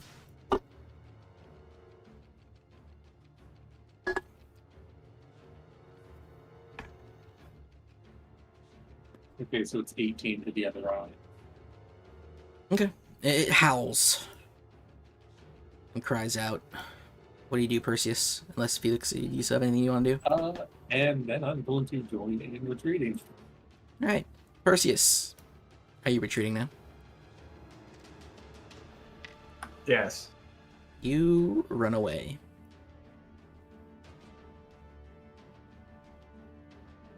The lot of you are in full retreat. You hear some heavy footfalls and guttural clicks and wailing. And if you look behind you, you'll see the beast that grew the sharp appendage is following you guys, kind of. It throws that sharp appendage from its hand. You guys want to pick new numbers, or are you cool with keeping 7 and 9? I'm keeping 7 and 9. Or I'm keeping 7. I'll take 9 still. Neither of you are hit. However, you'll see the blade fly straight past the both of you, and it collides with one of your men. It doesn't just cut him in half, it practically explodes him from the head down. The nearby area is just covered in his blood and guts. The blade lands in the ground ahead of him, and you continue to run, but the beasts do not pursue.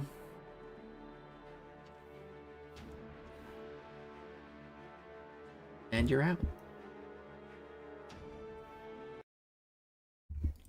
Well, it is 11. I think this is a good time to cut it off. Okay, how Damn. close were we to actually killing one? I didn't think they would be that strong. Yes, and I do believe Sparrow said that emissaries are even almost as strong or stronger. Look, I'm strong legionnaire man. I fear no evil. Yes. If it can bleed, it can die. If it bleeds, we can kill it, is the quote. Well, So how close were we? to what? I don't think we're gonna kill it at all. Those things don't even Yeah, have health bars. pretty close. Those things weren't gonna die after your second attack, or after your first attack was like barely did anything, and you had to like blind it. I'm like, this is not gonna go in our favor. Plus, every attack made against it, even the high rolls, didn't do shit. That thing had like 1,000,000 AC and like 1,000,000 fucking dex. It was going to kill all of us. I mean, we might have been able to whittle it down, but So here's the thing: if it had been blinded, we would have advantage on it automatically, and it would have disadvantage. So, I will Still has say a that partner. you can kill them. They are killable. Whether it's feasible to kill them, at least in so few numbers, that's another thing. Okay, what percent did we get it to? How much Yeah, damage what did percent you did do? we wipe at? The only attacks that it took damage from were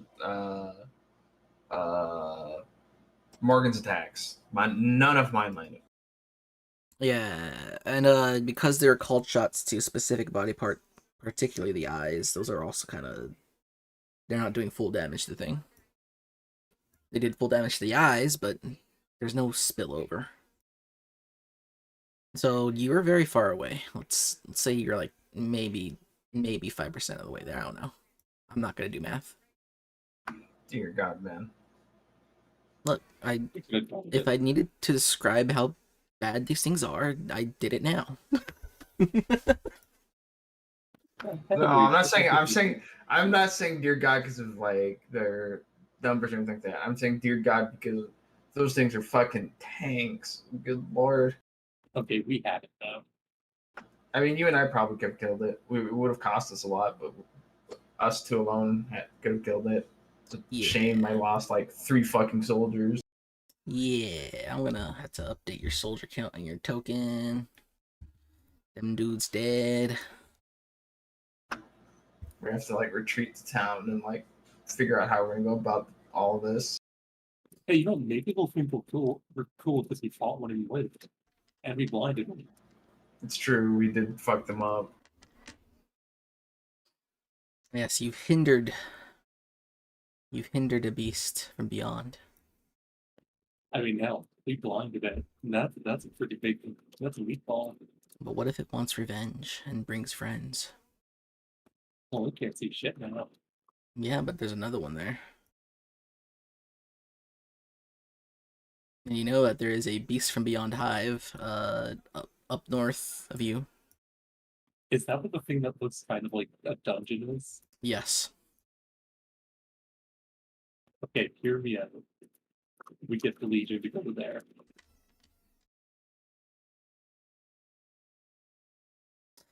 Well, I was hoping you guys would have visited one of the villages, but that's fine. You spoke to One Eye, got One Eye. You spoke to Pappy. You got told what to do if you want his help. One of you has big thoughts in their head. One of us has pants fully shitted. One of us has big thoughts in their head. One of us has like 10,000 swords. To be fair, you're the one who decided to like fucking molest you before attacking. I was like, I wasn't when he's sure just what gonna to do. auto-die. I was like, we win. There's no way. I'm like, in my mind, I'm like, they have like this retarded mid man as like their muscle. They're fucking weak as shit. We'll like stomp them. That hubris died pretty fast, but that at the time was what I was thinking. So I was like, I'm not in any danger. I could kill this thing. Then Poppy's like, bro, use your athletics check. And I'm like, athletics, you say, not strength. Yeah. It's over. Yeah.